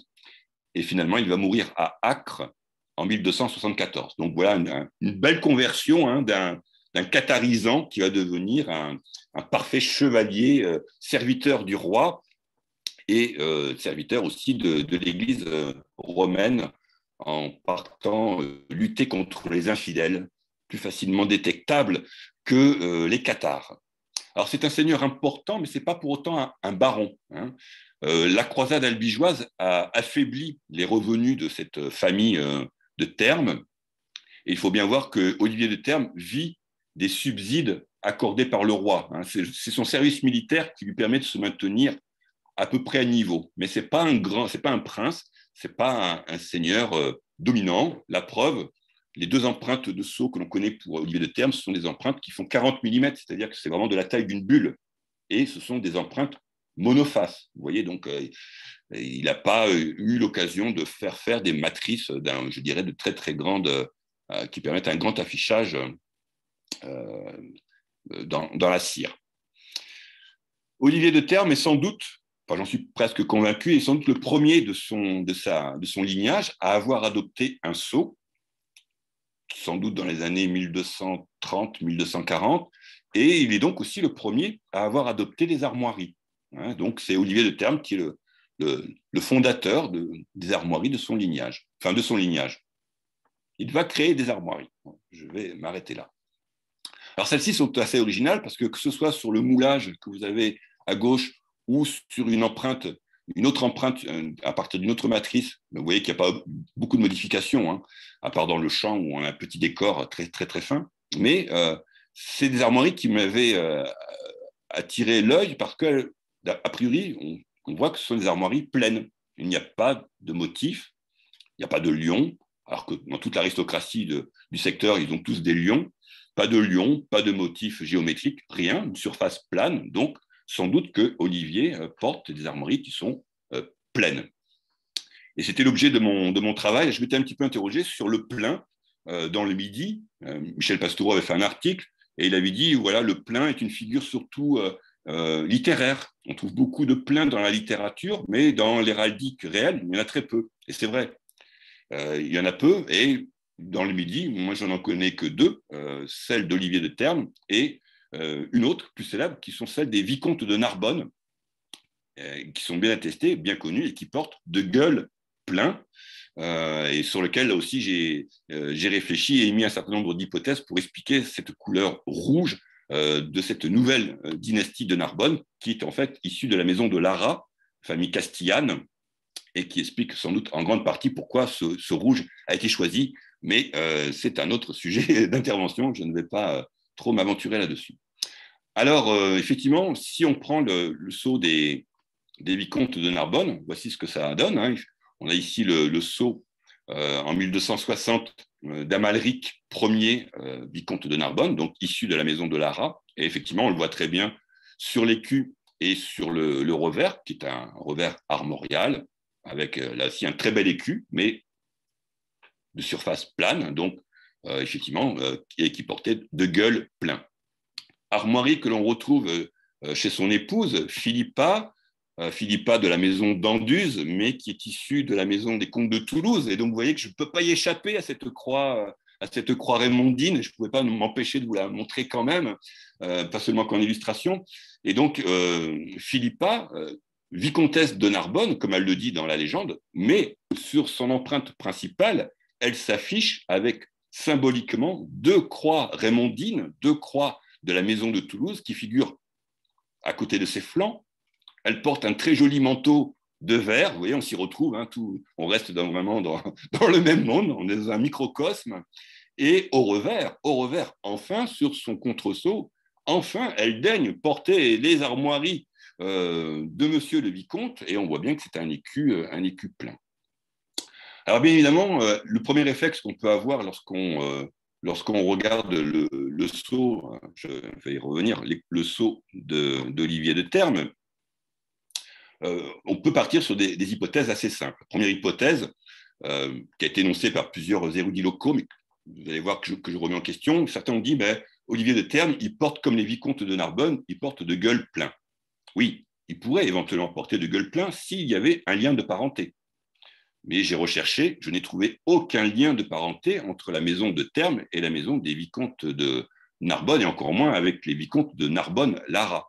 Donc, on ne peut pas supporter que dans la même vicomté, 2 individus, 2 maisons portent les mêmes armoiries. Donc, pour moi, il ne porte pas de gueule plein. Après, il porte un prénom singulier, c'est Olivier, et qui nous renvoie aux chansons de gestes. Et donc, on pourrait reprendre l'hypothèse de Michel Pastoureau, comme quoi ce serait peut-être ici un hommage littéraire. Mais Olivier ne porte pas d'armoirie pleine dans la littérature, et par conséquent, ici, le lien littéraire, pour moi, n'est pas satisfaisant. Donc, il n'y a plus qu'à dérouler l'ensemble des émaux et des métaux. Alors, est-ce qu'Olivier de Termes pouvait adopter l'or et l'argent? On sait très bien que ce sont des métaux qui ont une connotation spirituelle très, très forte. À un moment où Olivier de Termes adopte ses armoiries, il est encore plus ou moins du côté cathare. Je vois mal un cathare ou un sympathisant cathare adopter l'or, dont on sait que c'est une couleur divine et qui, bien évidemment, ne pourrait pas aller avec cette dimension spirituelle. Et puis, porter d'or plein, c'est quand même assez prétentieux. Même chose pour l'argent. Même chose pour l'argent, pour ce métal, l'argent qui nous renvoie à la pureté, etc. Je vois mal un chevalier des Corbières adopter d'argent plein, parce que ça me paraît assez... c'est un petit seigneur, c'est quand même, là aussi, à mon avis, un peu prétentieux, et la dimension spirituelle ne va pas du tout avec les convictions de ce cathare qui n'est pas encore devenu un croisé. Par ailleurs, au moment où il adopte ses armoiries, il est en opposition avec le roi de France. Donc, je ne vois pas Olivier porter d'azur plein. Il n'est absolument pas devenu l'ami du roi, il est en opposition avec celui-ci. Il ne va pas adopter une couleur qui, dans le royaume de France, est bien connue pour être la couleur quand même de la dynastie capétienne. Reste plus que le sable. Bon, le noir n'est pas, en termes d'affichage, n'est pas une couleur simple à porter. La connotation, là aussi, ne me paraît pas évidente. Il ne reste plus que le vert. Et le vert, en occitan, se dit vert, comme il se dit vert en vieux français. Il ne se dit pas encore sinople en héraldique, c'est encore vert. Et si vous regardez bien la légende du moulage ici, on peut lire sigillum oli vert. Olivier se voit et s'entend comme Oli vert. Et une fois de plus, il fait un jeu de mots. Alors non pas avec son toponyme, terme, mais avec ce qu'on appelle nous le prénom. Et donc, petite coquetterie, peut-être singularité de Olivier de Termes, qui n'avait pas d'armoirie et qui a joué sur ce terme de vert, la couleur, mais qui désignait aussi son nom. Et alors après, bien évidemment, on peut se dire que voilà, on est dans un espace méditerranéen où on sait aussi que l'olivier, dans les chansons de gestes, si on veut faire le lien avec la littérature, peut-être l'olivier est une figure, une essence qui apparaît souvent dans les chansons de gestes. Alors pourquoi pas la relation avec l'olivier, l'arbre cette fois-ci. Et je ne vais pas vous faire l'affront de reprendre toutes les théories de Michel Pastoureau sur la couleur verte, qui est une couleur positive à ce moment-là au XIIIe siècle, symbole de jeunesse, de vigueur. Et bien évidemment, nous sommes en terre occitane, milieu où les troubadours circulent beaucoup, et bien évidemment, le vert symbolise la reverdie. Et bien évidemment, ici, je pense qu'il y a toutes ces connotations. La polysémie du vert, absolument, me paraît important pour désigner ici Olivier, et donc Olivier en français, Oliver en occitan, a choisi du vert comme armoirie, ce qui est assez original. Mais c'est là où le raisonnement qui était le mien jusqu'à présent ne fonctionne plus. Ces armoiries, elles fonctionnent uniquement pour Olivier. Olivier ne peut pas transmettre ses armoiries, sauf s'il appelle ses enfants Olivier. Or, Olivier de Termes va avoir qu'un seul fils, et il va l'appeler du nom de son propre père, Raymond. Donc, Raymond de Termes, quand il va succéder à Olivier, ne va pas pouvoir reprendre ni la matrice de sceau de son père, et encore moins ses armoiries, et donc il va être amené à créer à son tour ses propres armoiries. Donc ici, avec Olivier de Termes, il n'y a pas de transmission familiale, il n'y a pas de mémoria qui fonctionne, on a véritablement des armoiries personnelles, on a un affichage héraldique singulier à travers ce plein, qui est quand même pas courant, et quelque chose qui ne fonctionne que durant la vie d'Olivier. Et donc, vous voyez qu'une fois de plus, hein, les choix stratégiques par rapport à l'héraldique et à l'héraldique sigillaire, je crois qu'à chaque fois, ce sont des cas particuliers et il faut vraiment s'intéresser une fois de plus à la généalogie. Alors pour finir, donc en guise de conclusion, bah oui, si j'avais eu le temps, et puis ça aurait été l'objet d'une autre conférence, j'aurais pu vous parler de la croix aussi, parce qu'il y a tout un discours autour de la croix héraldique, la croix des comtes de Toulouse, que je pense avoir démontré qu'il faut l'appeler croix raymondine, car c'est ainsi qu'elle est désignée à l'époque dans la littérature, croix raymondine. Et si on prend croix particulière, c'est vrai, singulière, mais toutes les croix héraldiques sont singulières, me semble-t-il, en tout cas au XIIe et au XIIIe siècle. Mais si on prend le cas des voisins, les comtes de Comminges, qui sont aussi des parents des comtes de Toulouse, ils ont adopté une croix, qui est une croix qui s'inspire beaucoup de la croix du Temple, parce que l'un des ancêtres des comtes de Comminges a fondé une grande commanderie templière en Comminges, et il est mort dans cette commanderie, il est devenu templier à la fin de sa vie. Et ces comtes de Comminges portent une croix que l'on voit très bien ici, hein, il faut suivre, et les pattes de la croix viennent se confondre avec la bordure. Ce qui fait qu'après, à la fin du Moyen-Âge ou à l'époque moderne, lorsqu'on blasonne les armoiries de Comminges, on parle d'autel pour désigner cet espace ici. Mais ça, c'est un blasonnement, une fois de plus, qui est fortement influencé par les traités modernes ou par la fin du Moyen-Âge. Je suis convaincu qu'au XIIIe siècle, lorsqu'on parlait des armoiries des comtes de Toulouse, tout le monde disait « Ah, mais c'est la croix raymondine, la croix des Raymonds ». Et la croix des comtes de Comminges, on ne blasonnait pas d'autel sur Champ de Gueule, 4 hôtels blanches d'argent sur un champ de gueule. Non, c'était une croix particulière, mais qui renvoie une fois de plus à la mémoria, à la mémoire de l'ancêtre. Et cette croix, c'est la croix des Templiers, mais adaptée pour éviter toute confusion héraldique, et donc qui rejoint cette bordure et qui va désigner un autre motif héraldique au fil du temps. Mais au départ, cette croix, j'en suis convaincu, les comtes de Comminges l'appelaient la croix bernardine, parce qu'ils s'appellent tous Bernard, donc c'était facile. Et cette croix, c'est une croix familiale. Donc voilà, en conclusion, je pense qu'il faut revoir notre façon de blasonner. Je travaille actuellement sur les mentions héraldiques chez les troubadours occitans, et je m'aperçois que, oui, il faut entendre la voix des troubadours, et les troubadours, quand ils blasonnent, c'est pas du tout le blason fixe et bien normé que l'on connaît. Ils blasonnent autrement. Ils ont parfois du mal à reconnaître les figures et ils appellent différemment. Et donc, je pense qu'il faut être très attentif à cette voix qui nous parvient parfois de très, très loin et qui fait que je pense que si les gens du Moyen-Âge nous entendaient blasonner, je ne suis pas sûr qu'ils nous comprendraient. En tout cas, je dis bien pour le XIIe et le XIIIe siècle. Après, ça change. Mais voilà, je pense qu'il faut, une fois de plus, peut-être revoir notre conception, être plus attentif au regard, à l'œil et à l'oreille médiévale, si on peut de cette façon peut-être revenir au plus près de ces hommes et de ces femmes et qui nous ont livré un discours héraldique qui, à mon avis, est encore à explorer et qu'il faut savoir peut-être entendre. J'espère vous l'avoir, en tout cas, non pas démontré, mais vous avoir guidé sur les chemins pentus de l'héraldique du Midi de la France à travers ces trois petits dossiers. Merci beaucoup d'avoir voyagé avec moi en terre méridionale. Merci beaucoup, Laurent. C'était vraiment très intéressant et magnifique. Une très belle exposition. Je pense que Miguel aura des questions à te poser. C'est comme ça. Miguel et les autres participants.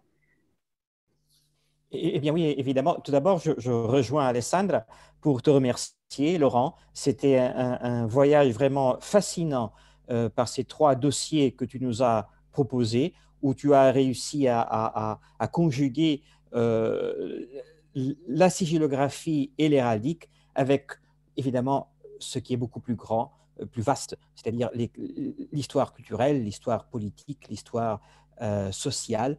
Et je crois que nous tous, si vous me permettez tous de parler au nom au nom de ceux qui ont écouté ta présentation aujourd'hui, nous tous, nous avons été fascinés par cette plongée dans l'héraldique du Midi, par ces 3 exemples que tu nous as montrés. Et avant de te poser des questions et avant de passer la parole à d'autres, évidemment, j'aimerais revenir simplement sur quelques points que tu nous as présentés et qui me semblent vraiment très, très importants. Tout d'abord, pour le premier cas des Trencavel, la question de l'importance des tissus pour l'héraldique. Et évidemment, Michel Pastoureau l'a répété plusieurs fois, mais parfois nous l'oublions. Et je crois que ce cas-là que tu nous as présenté, eh bien, il est absolument fascinant. Je ne le connaissais pas du tout. Et je suis absolument convaincu par ta démonstration. Donc, la question du verre comme fourrure du manteau royal, l'étymologie construite selon l'exemple biblique, on ne peut pas le prouver, mais enfin, c'est quand même probable, n'est-ce pas? Ce n'est pas difficile à imaginer que ces seigneurs connaissaient l'exemple biblique en cause, même s'ils ne connaissaient pas l'image que tu nous as montrée ou une autre image de ce genre. L'exemple leur était forcément connu. Alors, ce cas-là, je dois te dire, m'a aussi beaucoup frappé par ta modestie, c'est-à-dire un vrai chercheur doit être capable de revenir sur, sur ce qu'il a dit et doit être capable de se corriger. Et donc, c'est très bien. J'ai beaucoup aimé cet exemple-là dans les deux sens. Dans les sens de comprendre les armoiries et les sceaux des Trencavel et de voir aussi l'attitude d'un vrai chercheur. Une petite idée que je voudrais une question que je voudrais te poser à ce propos. Je suis d'accord avec toi, l'hypothèse que tu nous présentes pour les 3 faces de Goll rajoutées comme réactivation de la mémoire ancestrale. Mais je voudrais te demander aussi s'il n'y aurait pas lieu aussi de mettre en relation ces 3 faces de Goll avec les pales d'Aragon, puisqu'il est exilé en Aragon. C'est d'Aragon qu'il fait valoir ses droits, ou qu'il veut faire valoir ses droits sur les vicomtés perdus. Est-ce qu'il n'y aurait pas aussi une liaison aux pales d'Aragon? Bien sûr, ce sont des faces et non des pales, je sais, mais c'est quand même proche de point de vue visuel. Et évidemment, une chose ne substitue pas l'autre. C'est-à-dire que je crois que ces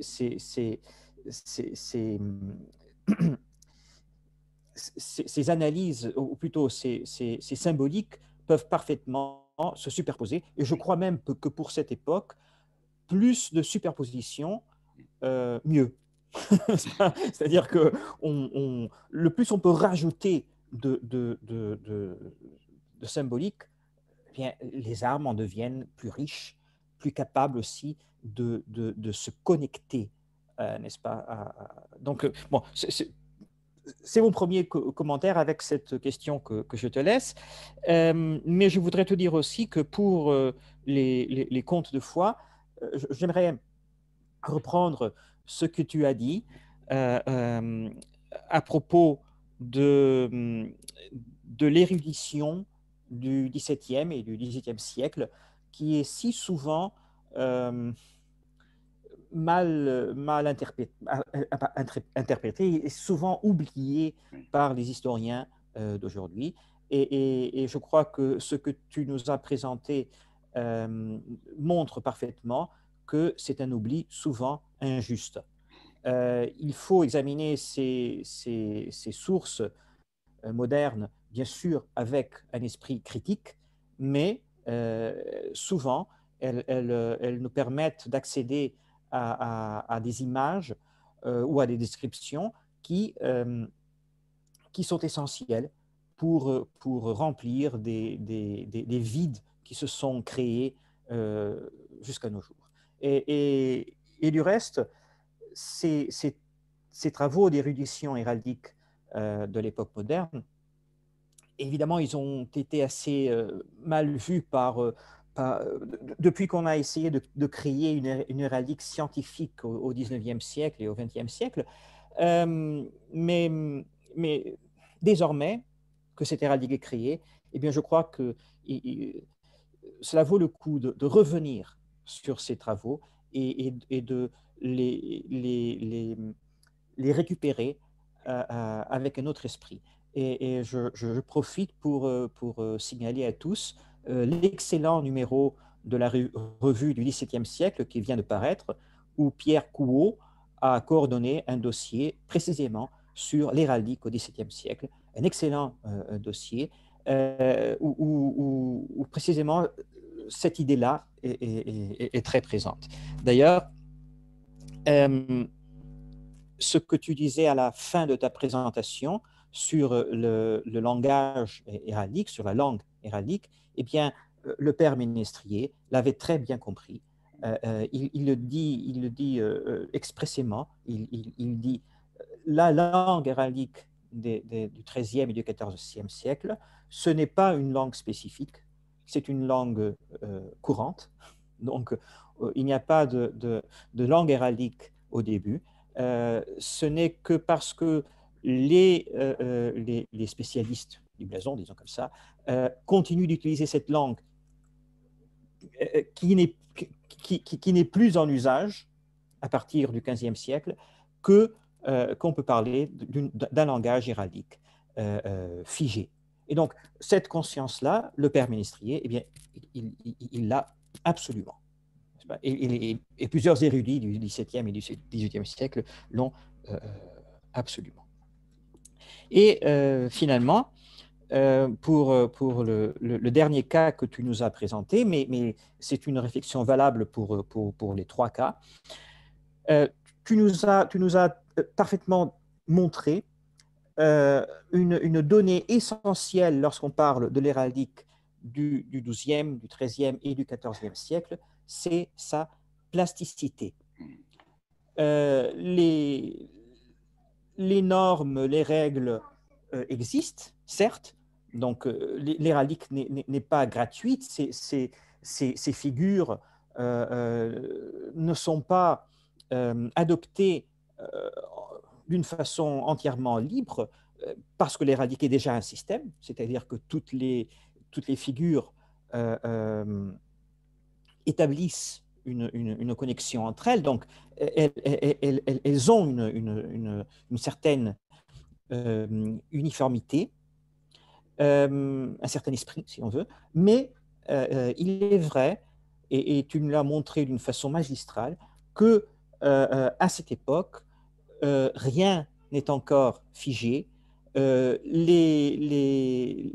règles sont très souples, elles existent, mais elles sont très souples. Il est très facile de changer d'armoirie, de coordonner de façon diverses les armoiries. Et le cas que tu nous as présenté de présence des armoiries maternelles dans la lignée des Foix est absolument fascinant aussi. Et je voudrais te demander à ce sujet, est-ce que tu crois que les Foix sont une exception dans ce sens-là, ou est-ce qu'il existe d'autres cas semblables, soit dans le Midi, soit dans le reste du royaume de France, de cette mémoire héraldique maternelle qui se perpétue en conjugaison avec l'héraldique patrilinéaire. Donc, merci beaucoup pour cette magnifique présentation et je te laisse ces quelques questions avant de passer la parole à d'autres. Merci beaucoup, Miguel, d'abord pour ces questions et ces remarques, mais aussi pour tes mots. J'apprécie beaucoup et vraiment tout ce que tu rapportes ici continue d'alimenter ma réflexion. Et donc, je suis vraiment très, très heureux de pouvoir échanger avec toi d'enrichir encore plus le débat et ma réflexion. Alors, l'importance des tissus, je suis entièrement d'accord avec toi et je pense que là, effectivement, il y a quelques beaux sujets de thèse à mettre en place pour faire ces corrélations. Alors, c'est vrai qu'on en parle souvent entre héraldistes et sigillographes. On le dit souvent, mais on écrit assez peu là-dessus. Et je crois que là, il faut travailler aussi avec les linguistes. Par exemple, je ne l'ai pas dit tout à l'heure, quand j'ai parlé des trois faces qui apparaissent sur les armoiries des Trincavel, face aussi en vieux français, ça veut dire lambeau d'étoffe. Donc on reste encore dans le registre de l'étoffe. Donc c'est pour ça que ces faces, oui, elles se justifient. Ils auraient pu prendre d'autres figures, mais non, Trincavel a pris des faces, c'est-à-dire des lambeaux, donc un lambeau tranché 3 fois. Donc on revient à trini carré en latin, tranché. Donc voilà, c'est un monde qui ne. Oui, oui, je suis entièrement d'accord avec toi. Et là, il y a des champs d'investigation absolument énormes. Tout cela n'est pas anodin. Tout cela n'est pas anodin. Et donc, le vocabulaire est à reprendre, à analyser. Je crois qu'on a besoin des philologues et des linguistes ici pour nous aider à faire d'autres lectures de cette héraldique et de ces sceaux. Donc, je suis entièrement d'accord avec toi et bah voilà, il ne tient qu'à nous maintenant de lancer des pistes et à créer des rencontres. Mais oui, je suis entièrement d'accord avec toi parce que c'est vrai que ce domaine de l'étoffe et des fourrures, pour les débuts de l'héraldique, en tout cas pour les débuts de l'héraldique, il est primordial. Il est vraiment primordial et en même temps, c'est un sujet fascinant. Donc, oui, oui. Merci beaucoup pour ta remarque sur les trois faces qui seraient en relation avec l'aragon. Je n'y avais absolument pas pensé parce que tu vois, bah, justement, moi aussi, je suis dans mes lectures. Donc, moi, je voyais l'aragon, c'est les pales, donc c'est pas les faces. Donc, voilà, le côté cartésien. Mais oui, mais là où je suis d'accord avec toi, c'est sur la polysémie. Mais on a du mal. Enfin, on a du mal. Moi, c'est quelque chose que j'ai du mal, en tout cas, à expliquer aux étudiants. Mais oui, la polysémie, je suis d'accord avec toi, c'est des superpositions, des entremêlements. Et bien évidemment, la pensée médiévale, en tout cas la pensée aristocratique et la pensée médiévale, c'est une pensée qui est remplie d'humour, et on joue avec tout ça. C'est allusif, c'est sous-jacent, on pourrait multiplier les adjectifs, mais bien évidemment, il y a plusieurs. C'est un millefeuille. Je reprends une image employée par Michel Pastoureau, mais oui, mais c'est la superposition. Et l'héraldique, c'est ça, c'est de la superposition. Effectivement. Donc, c'est là où il faut qu'on change qu'on essaie d'avoir un regard un peu plus neuf, parce qu'effectivement, alors parfois, certaines allusions, certains codes, on les a perdus, on ne peut plus les retrouver. Mais effectivement, donc oui, je vais réfléchir à ces. Enfin, oui, c'est une lecture tout à fait probable. Et ça va bien avec tout le reste, ça va avec des faces, et pour moi avec le tissu et effectivement l'aragon, ouais, j'y avais pas pensé. Oh, oui, merci beaucoup. Bon, l'article va sortir dans quelques semaines, je ne peux pas pouvoir le rajouter, mais bon, ça fera une note de bas de page un jour ou l'autre. Et je mettrai ton nom entre parenthèses. Il faut rendre au roi David ce qui appartient à David. Pour les contes de foi, oui, l'érudition des temps modernes.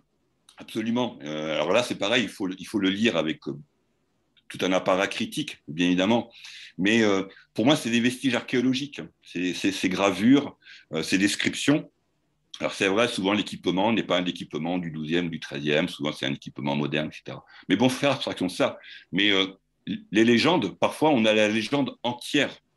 Quand nous, on travaille sur des moulages ou sur des empreintes, le plus fragile, c'est le pourtour du sceau. Et c'est souvent la légende qui est absente. Or, parfois, on a des sacrées découvertes, des belles surprises lorsqu'on parvient à retrouver des légendes anciennes qui sont plus ou moins fiables et qui, moi, m'ont permis à plusieurs reprises de compléter la titulature de certains princes. Donc oui, il faut partir à la recherche de ces descriptions, de ces gravures. Et oui, je suis bien d'accord, il faut que les médiévistes et un peu moins de mépris par rapport à ces érudits. C'est facile, hein, c'est facile de dire que bon, ils n'avaient pas les mêmes méthodes que nous ou les mêmes qualités scientifiques, mais voilà, ce sont des témoignages. Ce sont des témoignages, il faut les prendre comme tels, et je suis entièrement d'accord avec toi. Merci beaucoup pour le père Ménestrier, que je connais, mais j'avais oublié cette perception. Et merci, parce que je suis très honoré d'être confirmé dans mes hypothèses par ce vénérable monsieur. Donc, oui, j'irai voir, et absolument, ça va me servir pour d'autres articles. La plasticité, oui, mais toujours pareil. Et pour moi, ça me paraît logique. La cire est une matière plastique. Et oui, alors, je dis ça, j'enfonce des portes ouvertes. Mais quand même, n'oublions pas, ces hommes du Moyen-Âge, ils sont dans le mot, dans le sens des mots, et aussi dans le sens de la matérialité. Donc oui, on est dans quelque chose de plastique. Et ce discours, il est plastique, comme l'est la matière dans laquelle s'inscrit ce discours. Donc oui, absolument, plasticité, tout à fait. Il y a des normes et des règles, mais en même temps, oui, on joue avec. Je pense que la part de jeu n'est pas à négliger. On joue avec pour que le discours aille dans le sens de ce qu'on veut montrer, de ce que l'on veut dire. Et oui, tout en n'ayant pas peur parfois d'avoir un discours réversible, hein, selon les circonstances. Donc oui, voilà. Et ça ne veut pas dire que ce sont des caractères versatiles, mais effectivement. Et alors, les foires, est-ce qu'ils sont les seuls dans le secteur ou à l'échelle du Royaume de France? Écoute, ça fait une semaine, hein, que je me suis lancé sur les foires pour préparer cette intervention. Donc, je n'ai pas... a priori, je pense qu'ils sont les seuls dans le Midi, mais après, il faudrait prolonger l'enquête un peu plus sur un autre territoire. Je ne sais pas, est-ce que vous, dans vos corpus, est-ce que vous avez ce genre de cas de figure? Je renvoie la question, est-ce qu'il y a des exemples portugais, italiens? Est-ce que les personnes qui assistent à cette conférence, est-ce que vous avez des exemples? Parce que c'est intéressant justement pour voir, en fonction bien sûr de l'histoire particulière du lignage aussi, hein. Est-ce que vous avez des exemples comme ça d'un affichage héraldique en parallèle? Je te réponds très, très rapidement. Pour le Portugal, je crois que nous avons beaucoup d'exemples de ce genre-là. C'est-à-dire qu'il y a souvent la reprise d'armoiries et de noms, d'ailleurs, de l'ascendance maternelle. Et c'est un sujet fascinant dans la mesure que j'aimerais comprendre dans quelles circonstances est-ce qu'on reprend les armoiries et les noms maternels. Je suis presque certain qu'il y a presque toujours une raison matérielle, c'est-à-dire un héritage qui est la cause de cette reprise. Mais il faudrait vraiment faire une enquête générale pour avoir un peu plus de certitude à ce propos. Ben voilà, on a un beau sujet de colloque. Par exemple. Bon, c'est merci. Intéressant. C'est intéressant ce que tu dis parce qu'effectivement, et d'autant plus si tu as plusieurs exemples. Enfin, je veux dire, si ce n'est pas un cas isolé, donc ça veut dire que c'est une pratique. Enfin, je crois que c'est une pratique, oui. Et je connais même un cas qui te plaira, je suis sûr, parce que c'est le cas des Menezes avec leur écu d'or plein.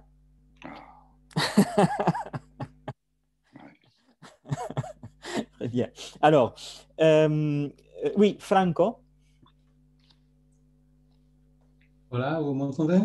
Oui, parfaitement. Bon, d'accord. Alors, je voulais revenir un instant sur la question du langage héraldique, qui n'était pas un langage, disons, spécialiste, figé, mais un langage vivant. Et en effet, dans l'héraldique, disons, vénitienne, padoine, on voit ça jusqu'à la fin du XVIIIe siècle, tout au moins. Le langage est tout à fait normal et très souvent juste à l'opposé de ce qu'on utilise maintenant. Donc, par exemple, ce que nous appelons une bande, il l'appelle une barre. Donc, exactement à l'envers.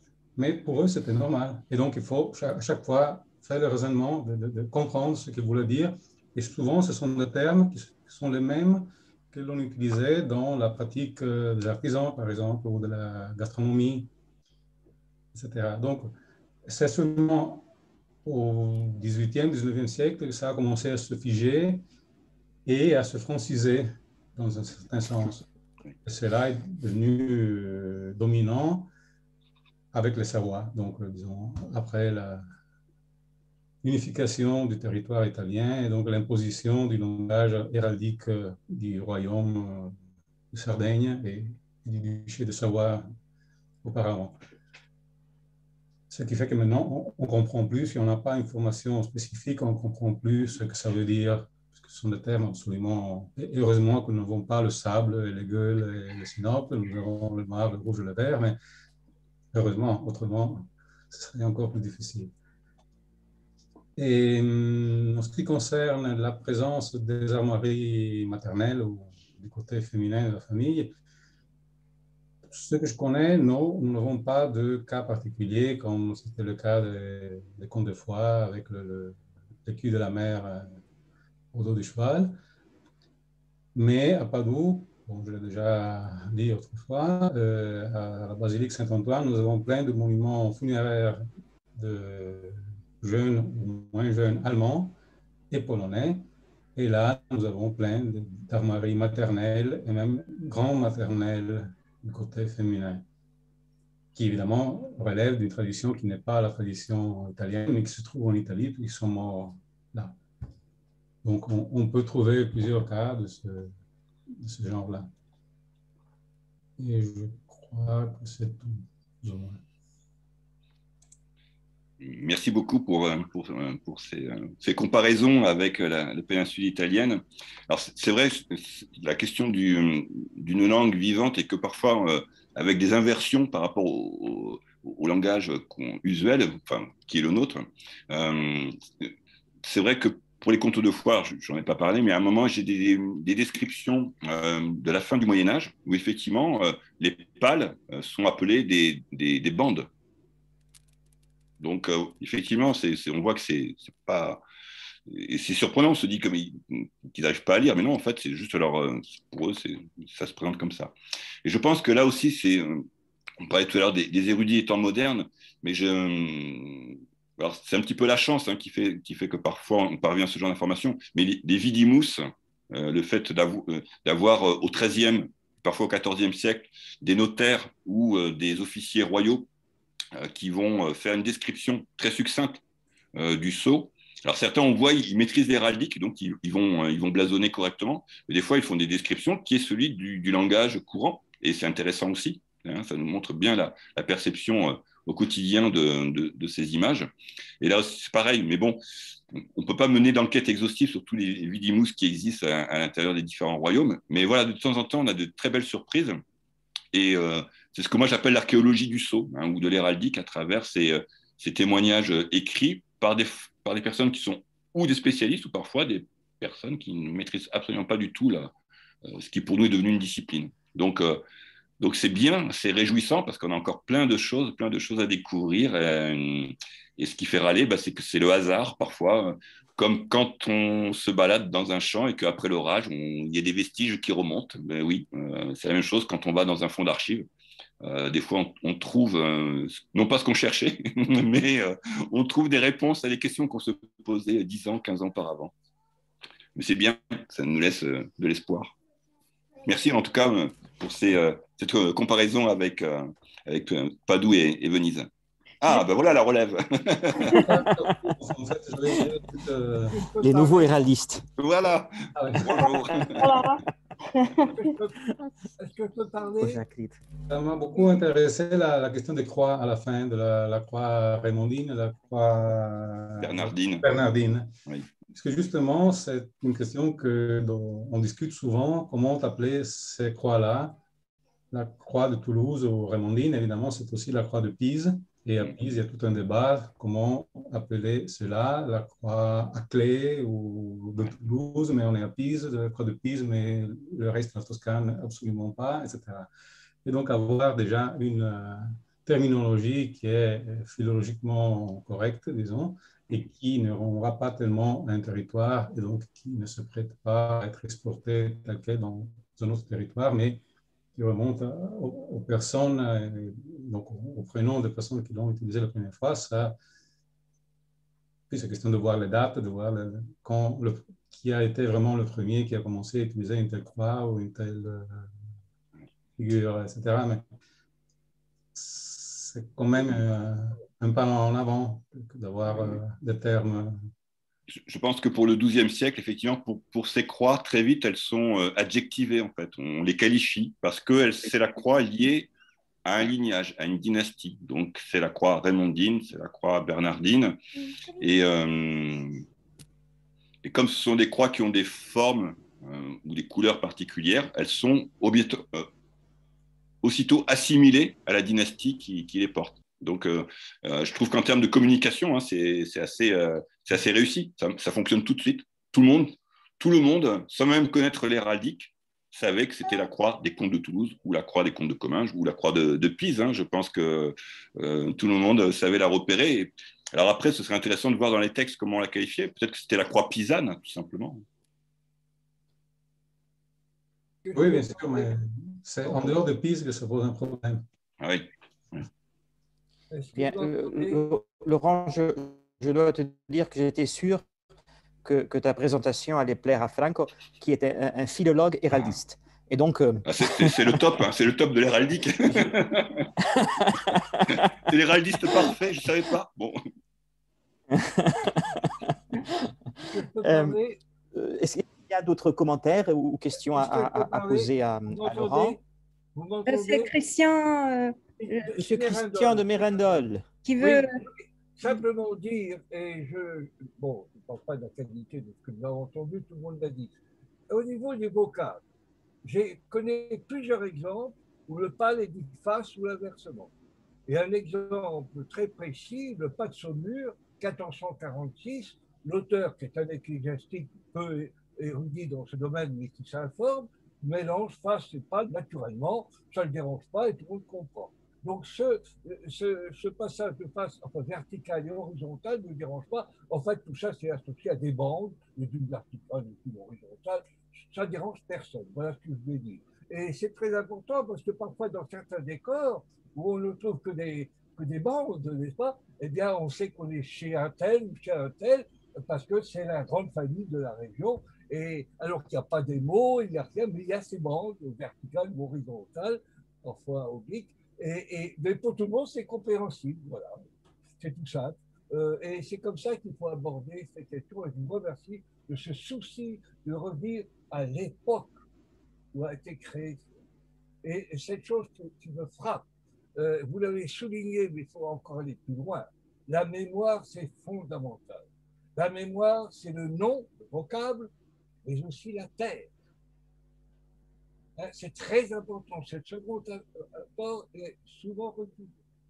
J'ajoute aussi, on joue avec les nombres.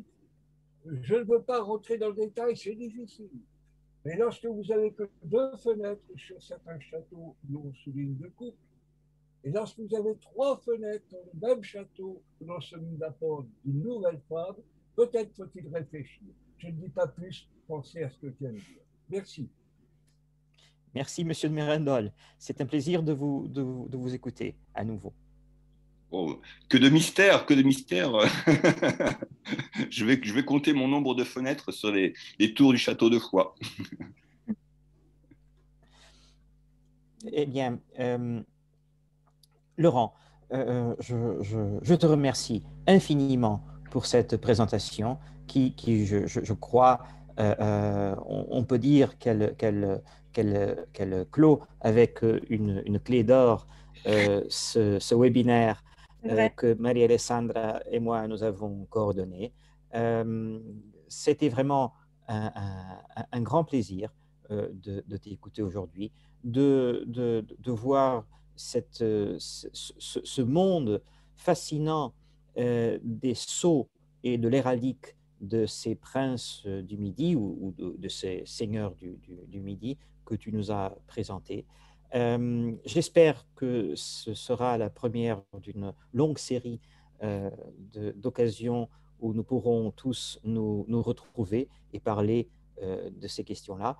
Je voudrais finir aussi sur cette question-là, qui est l'importance de ton approche où l'héraldique, la sigillographie, la philologie, la littérature, l'histoire de la littérature se mêlent. Et je crois que c'est là, comme le signalait aussi M. Mirandol, la clé pour comprendre ces vestiges du passé.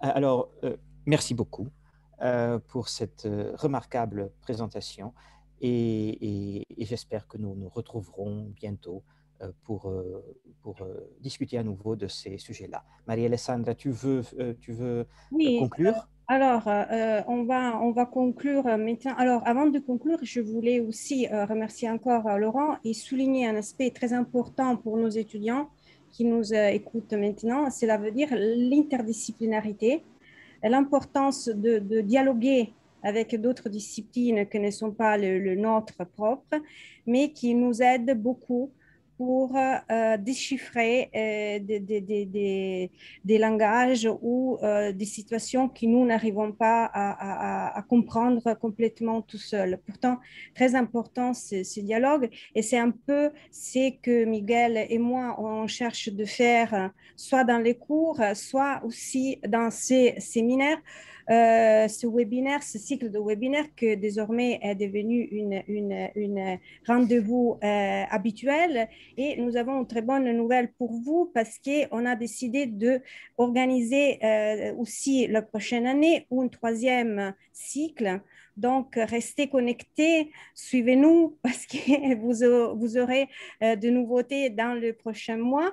Et pourtant, on va continuer ce dialogue et on espère de vous retrouver tous. Pourtant, pour l'instant, on vous souhaite de très bonnes vacances méritées, un très bel été. Et même si cette année était particulièrement lourde, cette année, l'année précédente, donc on espère que cet été sera un peu plus serein. Et voilà, donc on ferme vraiment, comme a dit Miguel, avec des clés dorées parce que c'était magnifique. Et on vous attend ici dans la même chaîne l'année prochaine. On espère, on va voir quelle sera la formule. Sans doute, la formule en ligne va se maintenir parce que c'est très utile pour permettre à des gens qui n'habitent pas au Portugal et à Lisbonne de suivre les échanges scientifiques et amicaux parce qu'il est devenu aussi un lien de partage amical de nos recherches. Et donc, voilà, je pense qu'on peut vraiment fermer, vous dire au revoir. Merci pour votre fidélité parce qu'il faut dire aussi que dans toutes les séances, nous avons toujours beaucoup de participants et donc cela démontre l'intérêt que tout le monde a disons, par ce type de synergie interdisciplinaire. Et voilà, bon, merci encore, merci Laurent, merci à vous tous, une très belle été et j'espère à bientôt. Au revoir, merci. Merci à vous pour ce bel accueil et puis surtout pour ces échanges qui sont très intéressant et très stimulant intellectuellement. Donc, en cette période difficile où on était un petit peu dans le désert, ça fait du bien de voir quelques oasis par Zoom. Mais voilà. Et vraiment, merci beaucoup pour votre accueil et pour les échanges avec les uns et les autres. Et bon match. Bon match aussi. Bon match. Au revoir. Au revoir. Merci. Au revoir.